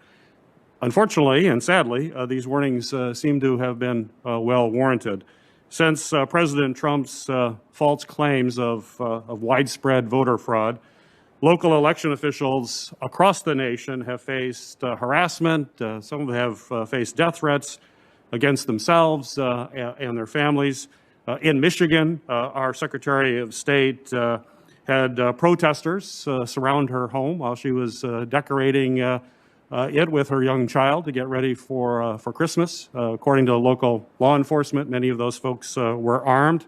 They were repeating some of the president's false allegations of widespread fraud in an intimidating way. And after speaking out defending the integrity of the 2020 election, it's my understanding that you and your family also faced threats. In fact, it required us to take some and make some arrangements for your security to be here today to testify in person. On December 1st of this year, a top Republican election official, Gabrielle Sterling, in the Georgia Secretary of State's office, held a news conference urging President Trump and Republican lawmakers to stop attacking Georgia's election system with baseless claims of voter fraud. And in that news conference, Mr. Sterling said President Trump was, and I'm quoting Mr. Sterling here, quote, inspiring people to commit potential acts of violence, end of quote, and that, new quote, someone's going to get hurt, someone's going to get shot, someone's going to get killed, end of quote. Now, we saw a similar dangerous trend earlier this year when election officials questioned COVID public health safety protocols and also fueled extremists, including in my home state, extremists that targeted the governor of the state of Michigan. So my question for you, Mr. Krebs, particularly given the fact that you've faced some of this, do you believe Mr. Sterling's statements are overstated, or that unfortunately that real-world violence stemming from dangerous claims can indeed be a realistic concern that we should be conscious of? Absolutely. He himself received a number of threats, and he has continued to receive threats, as I understand it. Secretary Raffensperger down there has. I've continued to receive threats. I think, and it's not just the heads of, the principal level people, the directors of the offices. He was having IT contractors that were receiving death threats. We're seeing stoking of fires that is completely unnecessary with claims that are, I'm not even talking about some of the court cases. I'm talking about in my case and in many of our cases is these fanciful claims of dead dictators and computer algorithms, and we're debunking them because they're nonsense, and we've said that from the beginning. But they've taken root, and some people just don't want to hear how these systems actually work and what's actually capable across these systems, and most importantly, those I'm gonna say it again. The paper ballots. It's those measure the root of trust in the process that can dispense with these claims, even if these algorithms were there. They didn't work, but they're probably not there. So we've got to move past this. In these cases of threats, they need to be prosecuted. People need to, be held accountable for the claims they're making. Yeah, and just the last question, and we've spoke about this earlier, that if you look at the fact that we were able to conduct this election in a fair way during the middle of a pandemic, which is an extraordinary time to try to conduct fair elections and do it as efficiently as possible, and the fact that you have thousands of election officials and volunteers that are working. I think of the men and women who went to the polling places to process voting, did it with concerns about their health, people who went to vote or for their health, or folks who chose to vote absentee in order to minimize the risk to their families, to the health of their families. This is really, in my mind, a time to celebrate a very successful election that was done fairly, and it was done in the midst of an extraordinary time that we're living in, and it's the result of folks in CISA, your folks, others with Homeland Security, folks with the FBI and others. Would you just comment on that as to how we should look at what we just went through? And that doesn't mean that we shouldn't be looking at ways to improve the system, to make sure that we've minimized clerical errors, to make sure that if there are isolated incidents of fraud that they're dealt with and they're caught. But we should be also celebrating what just was pulled off in this country, which is an example of how a democratic system can work efficiently, fairly, and even do it under extraordinary pressure. I absolutely agree with the earlier conversation about the need for a national conversation about how to improve trust in the elections. I think, things I've even recommended about eliminating the DREs and having more audits available after the election. And that's going to require, again, that policy conversation. It's going to require investing in democracy. But we do need to recognize the fact that this was a historic election. We had 100 million voters by November 3rd. That shows that people wanted to get out there and vote. They wanted to participate in this process. And all along, we have hundreds of thousands of election workers out there that, as you've pointed out, as I said in my opening statement, that risked their lives in a global pandemic to make sure that we could all get out there and vote. So we need to support them. I have significant concerns that the targeted violence against these election workers is going to have a chilling effect on turnout of election workers in the future. If there's no election workers, it's really hard to do an election. So we need to think about that and how to counter that going forward. Thank you. Thanks, Senator Peters. Now, this is a number of times we've talked about threat and violence against election workers, which obviously nobody on this committee condones at all. At all. I certainly hope there's not an inference in all this discussion that this hearing is going to spawn some of that. Anybody listening to this hearing, do not engage in that. Okay? I wish Senator Paul were actually here to talk about his scrape with threats and violence in the political realm. They're in a terrible position in this country where you have this level of threat across the political spectrum. Nobody should condone it. Certainly not this committee, certainly not this chairman. But that's what I think this hearing is about, is to provide the information, talk honestly about it, take a look at allegations. If they can be explained, take them off the table. There's plenty that as we were doing our preparation for this hearing, we were able to take off the table. But that's what this is about. This is about information, obtaining it, the freedom to obtain it and disseminate it. Information. With that, I'll turn it over to Senator Carper. Thanks, Mr. Chairman. And again, our thanks to our witnesses. You've been patient, been here for a long time. Those of you that are here personally and those that are connected from afar. I mentioned earlier I'd gone to Ohio State. Fortunately, nobody in my family ever graduated from college. I won this Navy ROTC scholarship. I got to go to college, and the first in my family, I think, to graduate from college. And when I got to Ohio State, I found out there's a little town just north of Columbus called Delaware.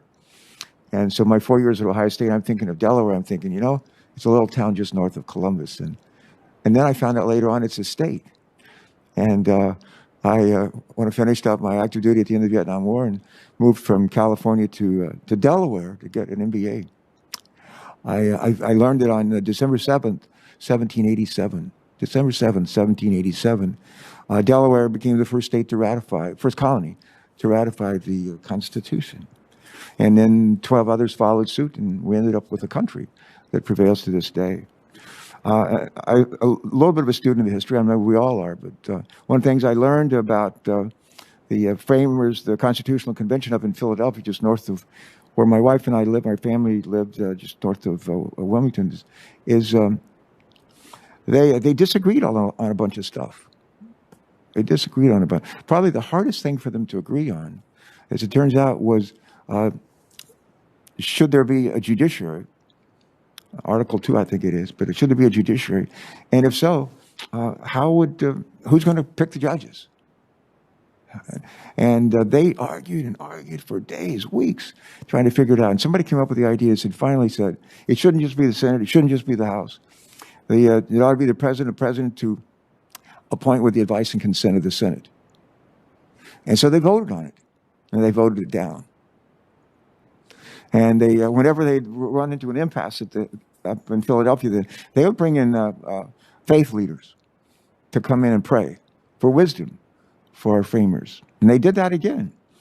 And they debated some more for days. And finally, somebody said, why don't we just go back to that earlier idea and vote on it again?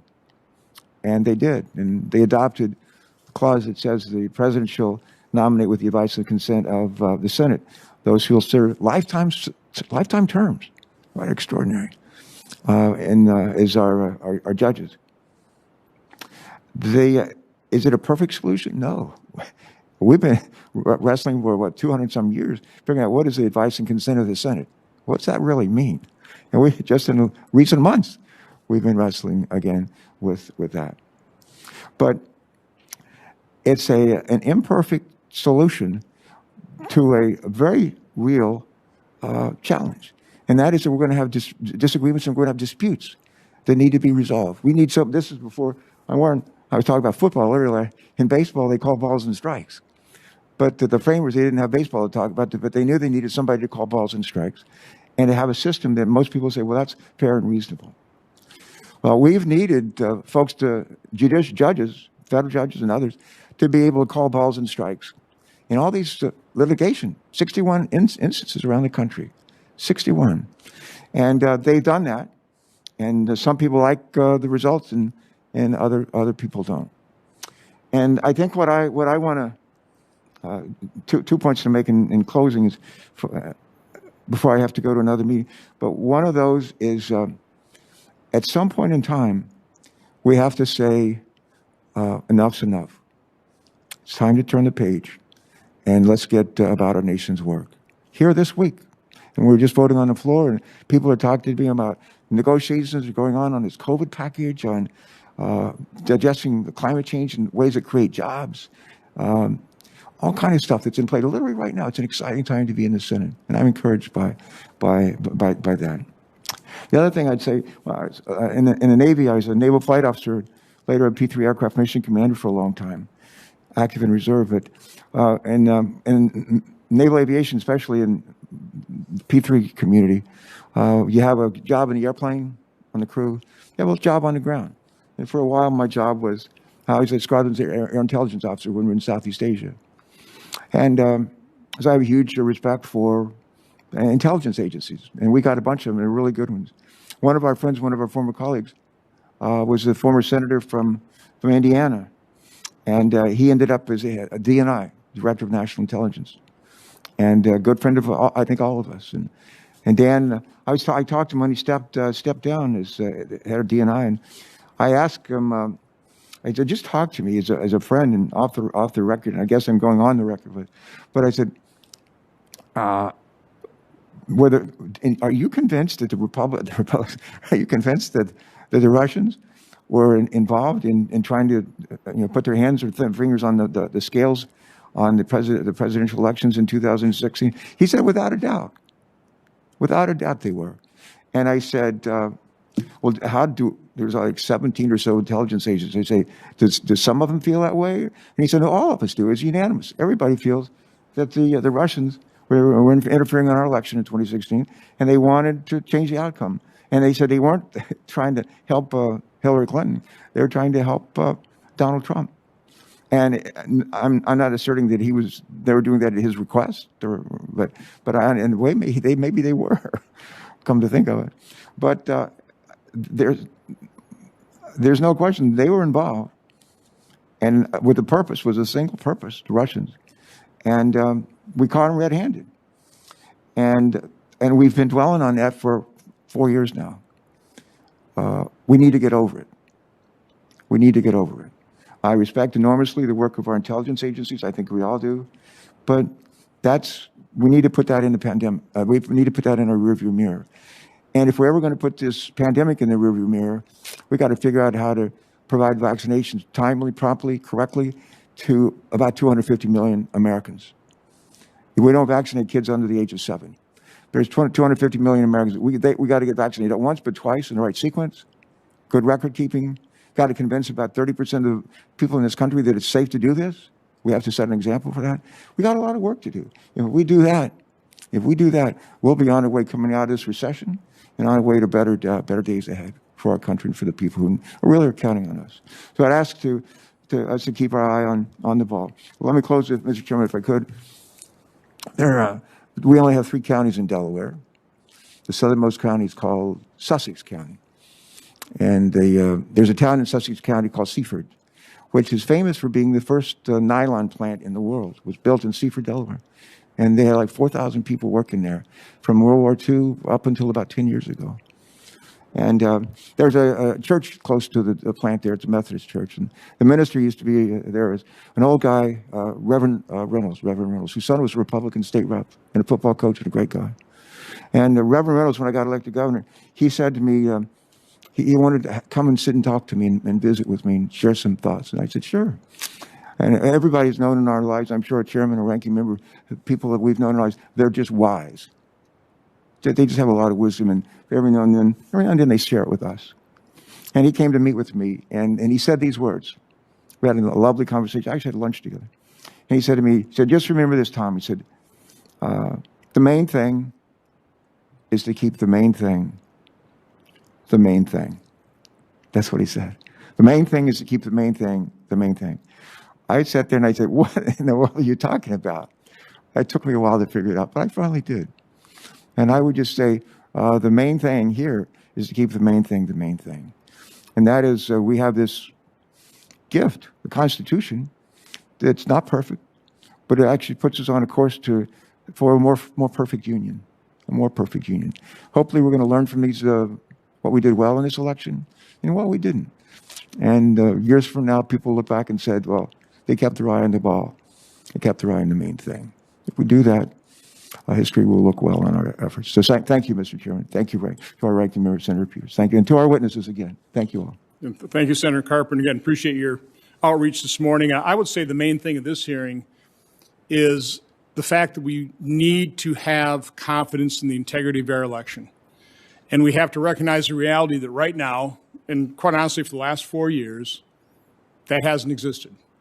2016, illegitimate result, resistant. You remember the famous tweet by Mark Zaid. I can't remember it off the top of my head, but something like, coup's begun, impeachment will follow. That's what we've been living with 4 years.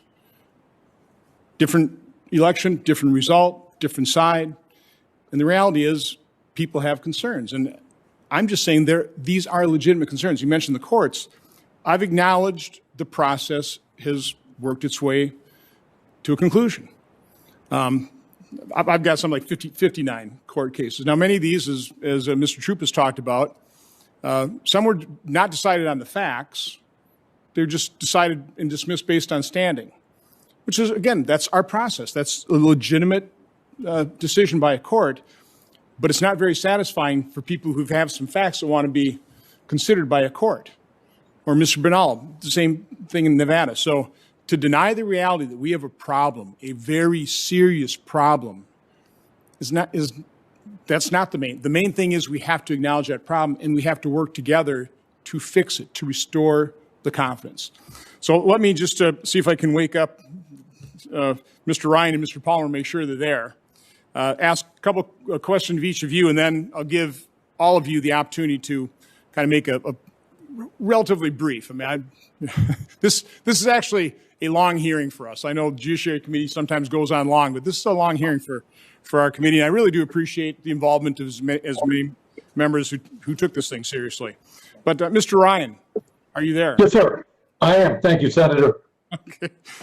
Sorry about that. I hope you had lunch or something in the interim. Representative Ryan, in our conversations, you were talking about, as Mr. Binnall talked about, your inability to get access to certain things that, I would hope Director Krebs would agree should be transparent, and that those of you having questions about or even challenging results should have access to in order to mount an effective challenge. Can you talk a little bit about that? Absolutely, Senator. As a former chair of an audit committee of publicly traded companies and currently the chair of the audit committee of the Public School Employee Retirement System, the control environment is a critical component of it. Mr. Krebs is referring to, as an example, the security systems, and I don't dispute his comments on that at all, and I applaud the great work that's been done at CISA.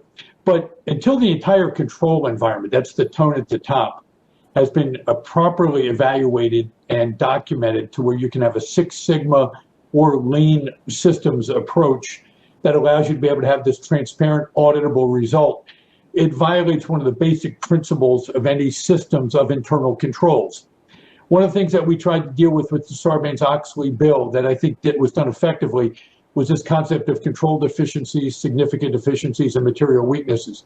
The absence of the ability to provide a timely audit of that information is problematic. And I would just like to just make this comment. I spent a lifetime as a reserve officer, and so I was also on active duty, either in Operation Uphold Democracy in Haiti, Operation Iraqi Freedom. I helped supervise some of the elections results in Iraq in 2005 after I was called out of retirement. And I would pray that all those sacrifices made by the millions upon millions of people who served in our military to support and defend the Constitution of the United States against enemies, foreign and domestic, would be upheld as well on our shores, so we can ensure the same type of election integrity that we're asking for with transparent, fair, and accurate results can be assured within the United States. We know 44 of the states apparently went off without a hitch. So we have 6 states that we're dealing with. That's a pretty good track record. But unfortunately, when you consider the fact that the 4 of the states were that razor thin margin close, the results of the election could have been in question. I concur, Senator, that most of the results have already been looked at from a challenge from a legal perspective. So it's probably a moot point for the current election, but I pray that the Senate will take up this battle standard and say we need to really reaffirm to make sure that the people have the faith and confidence in our election systems. I try to live by a triangle of faith. The faith is to believe is to have faith, and to have faith is to have trust. Whenever that trust triangle is broken, we will have difficulties and discord will follow. And I pray to God that every person listening to this testimony hears your words and says, let's have a peaceful resolution of all of these concerns that we have so we can get on with business as usual. Well, thank you, Representative Ryan, and thank you for your service. And we will come back to you for your closing comment. Mr. Palmer, in our discussion prior to this hearing, and again, I appreciate your service and in your membership of the commission, you talked about some things that troubled you with this election. Can you just kind of review those with the committee? Well, a few of the things that I was concerned about, I think that raised the emotions from the political campaigns. Some of it was the treatment of poll watchers. I believe transparency is a very important thing. And one of the concerns I had was that people need to be treated with respect. I understand as an election administrator that often we are doing our job and we don't believe anybody needs to be watching the process. But some of the reports, it gets back to sort of the way we treat each other in this country, you know, and if a poll watcher is observing the process, they have a right to be there. They observe the process. They need to be respectful of the election official.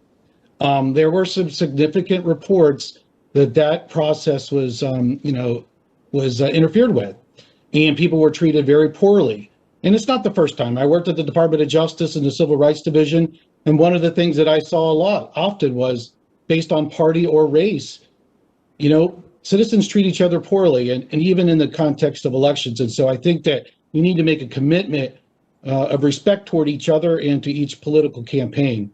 I think that was the major issue. I think that hearing a lot of the reports about the inaccuracy of the voter rolls, I've been talking about this for a long time.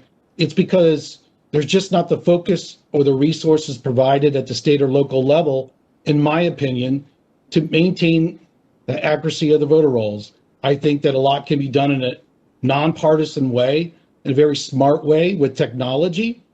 Election officials don't often have the latest technology, and so upgrades to voter registration systems and to resources of data can help them clean and make sure their rolls are as accurate as can be. And frankly, I just think that this has become somewhat of a partisan issue, and therefore any attempt to maintain the accuracy of the rolls can be seen as a negative. This is what happens, is that if you have highly inaccurate rolls, then there's perception of fraud. Sometimes there's actual fraud. We actually see that. And it may not change an election except in a close race, but our job as administrators to make sure that there is no fraud and mitigate and minimize any irregularities. That's the goal. Only with technology and resources and a commitment to doing it will we see those instances decrease. And that's I believe technology and resources are some bipartisan ways to decrease that, sir. If you could also, because your commission does act to certify some of these voting machines, not all of them, but in some states you do. Can you just quickly, and I mean quickly, go through kind of what that certification process is? And I think that was one of the issues you did see is, you know, somebody trying to get back into those machines inside that certification process. Well, we have a certification process for voting systems. One of the vulnerabilities that we have, and I believe CISA would agree, is that the non-voting systems that are tied to the internet, they perform important functions like voter registration, electronic poll books. There is no standards or testing. And what's one of the things that we're trying to do at the EAC with adequate funding we could do, but it's a big gap in our defenses, and it's one that we may not have been burned this time but it is a vulnerability, and we need to take care of it. Okay, well, thank you. Well, now we'll move to closing statements here, and we'll go in reverse order. So again, former Director Krebs, again, I appreciate your service to the country. I appreciate what you accomplished. I mean, as you know, I've acknowledged that repeatedly. I mean, I think the fact that we've gone from 82 to 95% paper backup, that's all great stuff. And I certainly appreciate you coming here and testifying today. So I'll let you, with any closing comments, go ahead. Thank you, Chairman Johnson. I'm going to keep this short because I think this is a historic hearing for me. This may be the longest hearing that I've had in this chamber. So I will try to wrap this one up quickly. First is thank you to you for your ongoing and constant support of CISA. You were key in getting us across the finish line in the Senate and ultimately in November of 2018. So thank you for your leadership there, supporting other key initiatives for the agency, including the administrative subpoena bill. So thank you for that. Just a quick comment to the team at CISA, if they're watching, it was an honor to lead. Thank you for that opportunity to lead you. You've got a great future ahead of you. Keep at it. And then lastly, thank you to the other witnesses for showing up today, and thank you for what they do. But again, thank you to your leadership here, and good luck. Although maybe based on the retention issue, you might encourage him to stay a little bit longer, but I'll do that. Mr. Binnall. Thank you, Mr. Chairman. We cannot ignore voter fraud away. We can't just wish it away.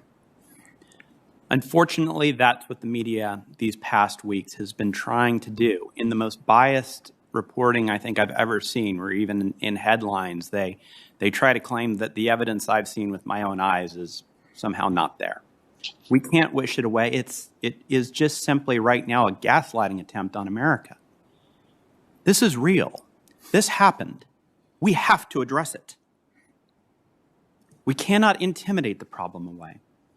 Rightfully, much testimony today has talked about why it's so important that government officials, election officials, not be intimidated.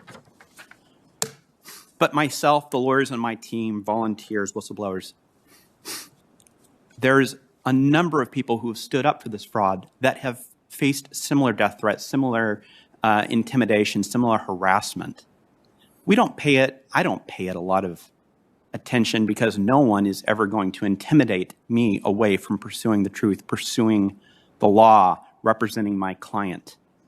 But we need to make sure that other groups that are out there that are encouraging the intimidation of lawyers, even from threatening to go after their bar cards on one side, going after their clients, or going after their safety or their lives, that cannot stand either.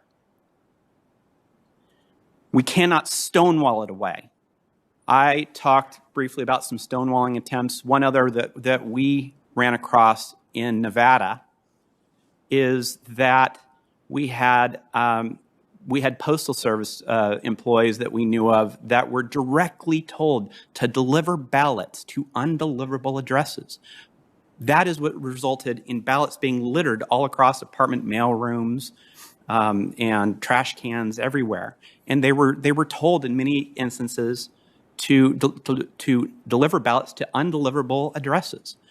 And the United States Postal Service, they obstructed our ability to get that evidence in our case. We lost one of our 15 depositions because the United States Postal Service actually obstructed that. It raises the question with all this stonewalling that we encountered. What do you have to hide? And I think we know in this case what there is to hide. I said in my opening statement that government by consent of the governed is hard to win and easy to lose. That's why it's so important that we take this so incredibly seriously. Senator Hawley told a very important story about his constituents, and I ask all senators to think about their constituents, to think about how you're supposed to tell your constituents to turn out to vote if they don't know that it's their vote that's going to matter, that they don't know that their vote is going to be canceled out by the fraud of somebody else. Their vote's going to be diluted by these irregularities. We can't pretend that this problem didn't happen. It did. This is the United States of America. We don't run from that, we fix it. We have to use every arrow in our quiver to fix it because it did happen. And it's now on all of us to make sure that we fix it. I really appreciate the committee's time and the chairman's time. Thank you. Thank you, Mr. Binnall. Representative Ryan. Senator, thank you very much for candidly your courage in having this hearing. If I could just conclude with these comments. Our nation is at a crossroads.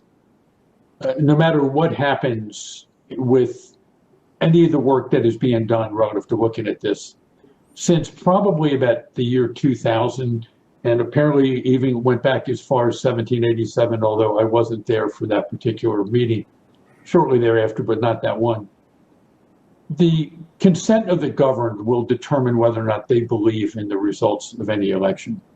It has gotten significantly worse. It's one of the reasons I ran for office and was elected in 2016, obviously later in my life. We have to examine the processes from start to finish. CISA has done a phenomenal job in so many different respects, and under the concerns relative to COVID-19, I actually recommend using the CISA standards. And for all the poll watchers, all the poll workers, the directors of election, God bless them for the great work that they've done. By the same token, there's a point in time now where we as a nation have to sit back and say, we have to solve these problems. We have to take a look at the entire process from start to finish and the ability of people to interfere with those election results. The ability of the person to be able to change the system of control so that we can no longer rely on it. I've heard some of the comments today, and I go back to what I heard in 2007 and 2008 when I was a practicing CPA, keeping companies out of bankruptcy, and Meredith Whitney was bringing up the concerns she had about the strength and stability of the banking industry, and she was vilified. Michael Lewis, when he wrote The Big Short, was vilified. The assumption was that no documentation loans were not dangerous. Ignore that concern that both of them had, nothing to be concerned about. Shortly thereafter, there was a triggering event and the housing bubble burst. And the United States was thrust into one of the worst issues that we've had to deal with financially in a long time. Many states are still recovering. I would tell you we are at that seminal moment today relative to the sanctity of our elections that have probably been building since 1787. But now is the time for all of us to sit back and say we need to not vilify one another. And Senator, I applaud you for your willingness to get to an open, transparent basis here. But we need to sit down and do these types of hearings. As much as the Band-Aid being pulled off may be painful, we need to expose these concerns so that people, the 150 million people who voted, can once again feel with confidence that the election process works and their vote mattered. Senator, thank you for your time and for the great work of your entire staff. Well, thank you, Representative Ryan, for your testimony and your service to this country. Mr. Troupis. Senator, thank you very much. I want to say that right off the bat that I'm honored to represent the president. I was honored to get the call, but I'm not naive.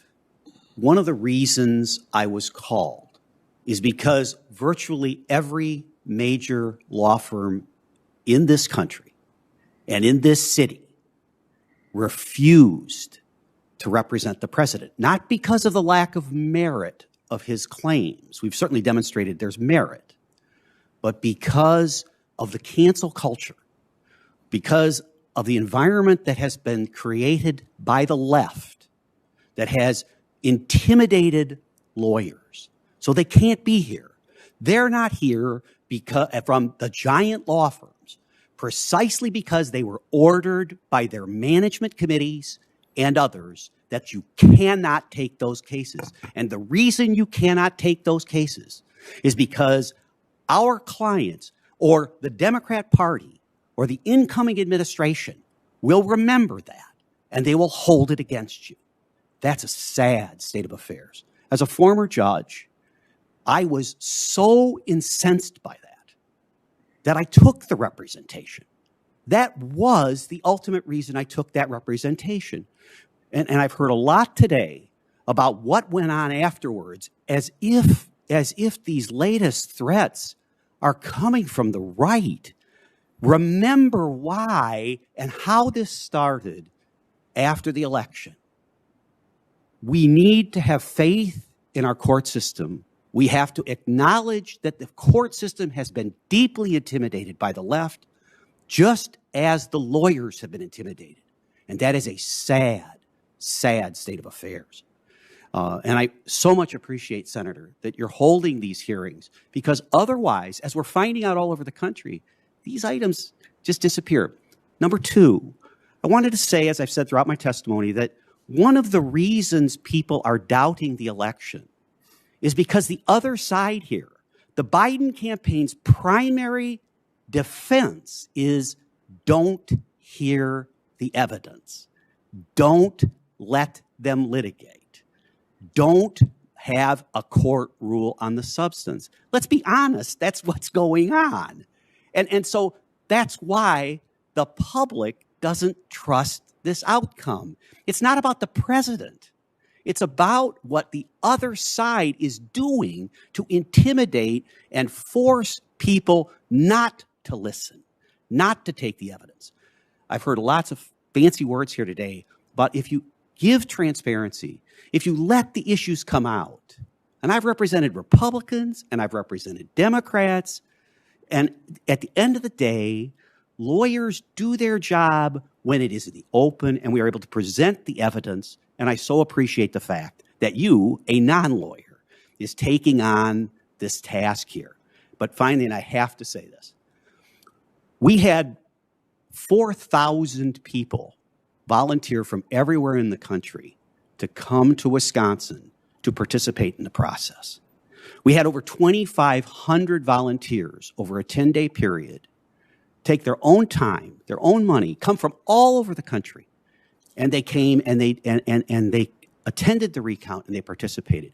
And I said to the recount on the floor, the Democrats and the Republicans, I said, if you are losing your faith in the greatness of this republic, look at this recount. Look at the number of people from the Trump campaign and from the Biden campaign that would give of their time and effort to be here, in that case in Madison, Wisconsin. It was humbling, truly humbling for me and everyone on our legal team and everyone who was there. We have a great system and people want to participate. Let's make it transparent. And again, I can't thank those volunteers enough. They're the ones who make this democracy work. Thank you, Mr. Troupis. And I noticed Mr. Binnall shaking his head when you were talking about the fact that lawyers from large law firms were more than discouraged. They were actually prevented from representing the president, which is kind of a sad state of affairs. I'll also say, storefronts in big cities didn't board up their windows in anticipation of a Vice President Biden victory. Commissioner Palmer. Thank you for the opportunity to testify today. I will make a few comments. The EAC is looking at holding a series of hearings and to issue a report on some nonpartisan recommendations.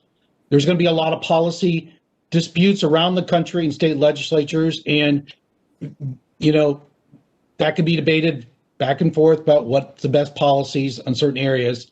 But we as the election administration community want to do better. We understand that oftentimes there are flaws in the way we administer elections. It happens in every election. We could always do better. The way we respond in the election administration community, just like the military, is more education and more training and more resources when available.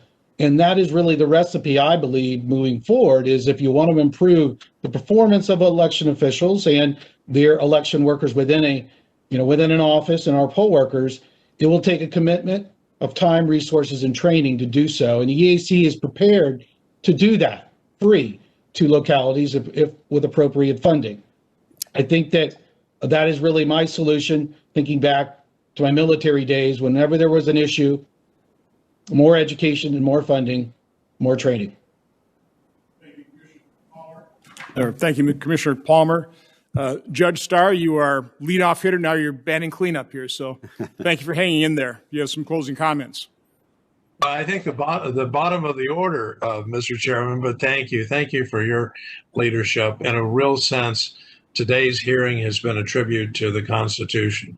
I love Senator Carper's comments about December 7, 1787, and the idea to form a more perfect union. And this hearing has been in that spirit. I'm also reminded of one of President Lyndon Johnson's favorite quotes from the prophet Isaiah, "Come, let us reason together." And I think this has been a time of reasoning together and listening and the great traditions of the United States Senate. So let me close with words that I heard with my own ears from United States Senator Alan Simpson, now the tender age of 89 in retirement. And when he was addressing in his valedictory at the Kennedy Institute of Politics, which he headed for 2 years, he told the audience, and it was in very hushed tones, because whatever your politics were, Alan Simpson was a great man and recognized to be that. And he closed with these words: in politics, if you don't have integrity, you don't have anything. And what this hearing is trying to do is to how can we, in fact, promote not just confidence in government, but how can we, in fact, promote the integrity and honesty, which is at the bedrock of the kind of government in whom we can trust. So thank you for the honor of appearing before the committee. Well, thank you, Judge Starr, for your participation, for your service to this country. I do want to make a comment. We spoke to, and we were very appreciative of the fact that Dominion Systems, Edison Research, AP, a number of people we spoke to prior to this hearing. Now, they didn't all participate, but we will leave the record open, and I encourage everybody we spoke to and people that we didn't. If you want to input information into this record, you've got a couple weeks to do it, and I encourage it. And our staff will look at that, and we will vet it. We'll call you. We'll ask questions. This hearing is not dangerous. What would be dangerous is not discussing this openly and frankly with transparency. This is a problem that we have to acknowledge and recognize and solve together. And we're only going to do that with information. So I'm soliciting information. Okay, this is only part of the process. There was oversight before this hearing.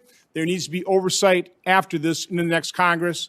Hopefully I can work with Senator Carper, who I think we all recognize has done a pretty good job of outreach here and some pretty bipartisan words here. So I'm hoping that's how we can move forward, because I truly think as Americans we share the same goal. We all want a safe, prosperous, secure country, state, community. That's what we want. We want to be able to raise our children in safety and freedom. And the way it works in this country is through participation in the democratic process. So I think everybody in this panel wants to make sure that we have good participation. We encourage citizens to participate. We also want every legitimate vote to count. But we should be every bit in favor of making sure that every vote is legitimate. And that's what this is all about. If we can put the controls in place and actually act on them. It's great having paper ballots, but you have to have access to look at it to give yourself confidence in the current election and moving forward that, okay, this all worked out. Wisconsin's recount, totally honest, our count was almost 100% accurate. Other issues, but again, I think Wisconsin, we got a pretty good level of confidence that we run our elections right. Now, I'll just give another shout out to Jeanette Mertens. My county clerk, my clerk of courts down of Oshkosh, and I'm sure the vast majority are just like Jeanette. We're in really good hands. So conclude, this is my last hearing. It has been an honor and privilege to chair this committee. Hearing's adjourned.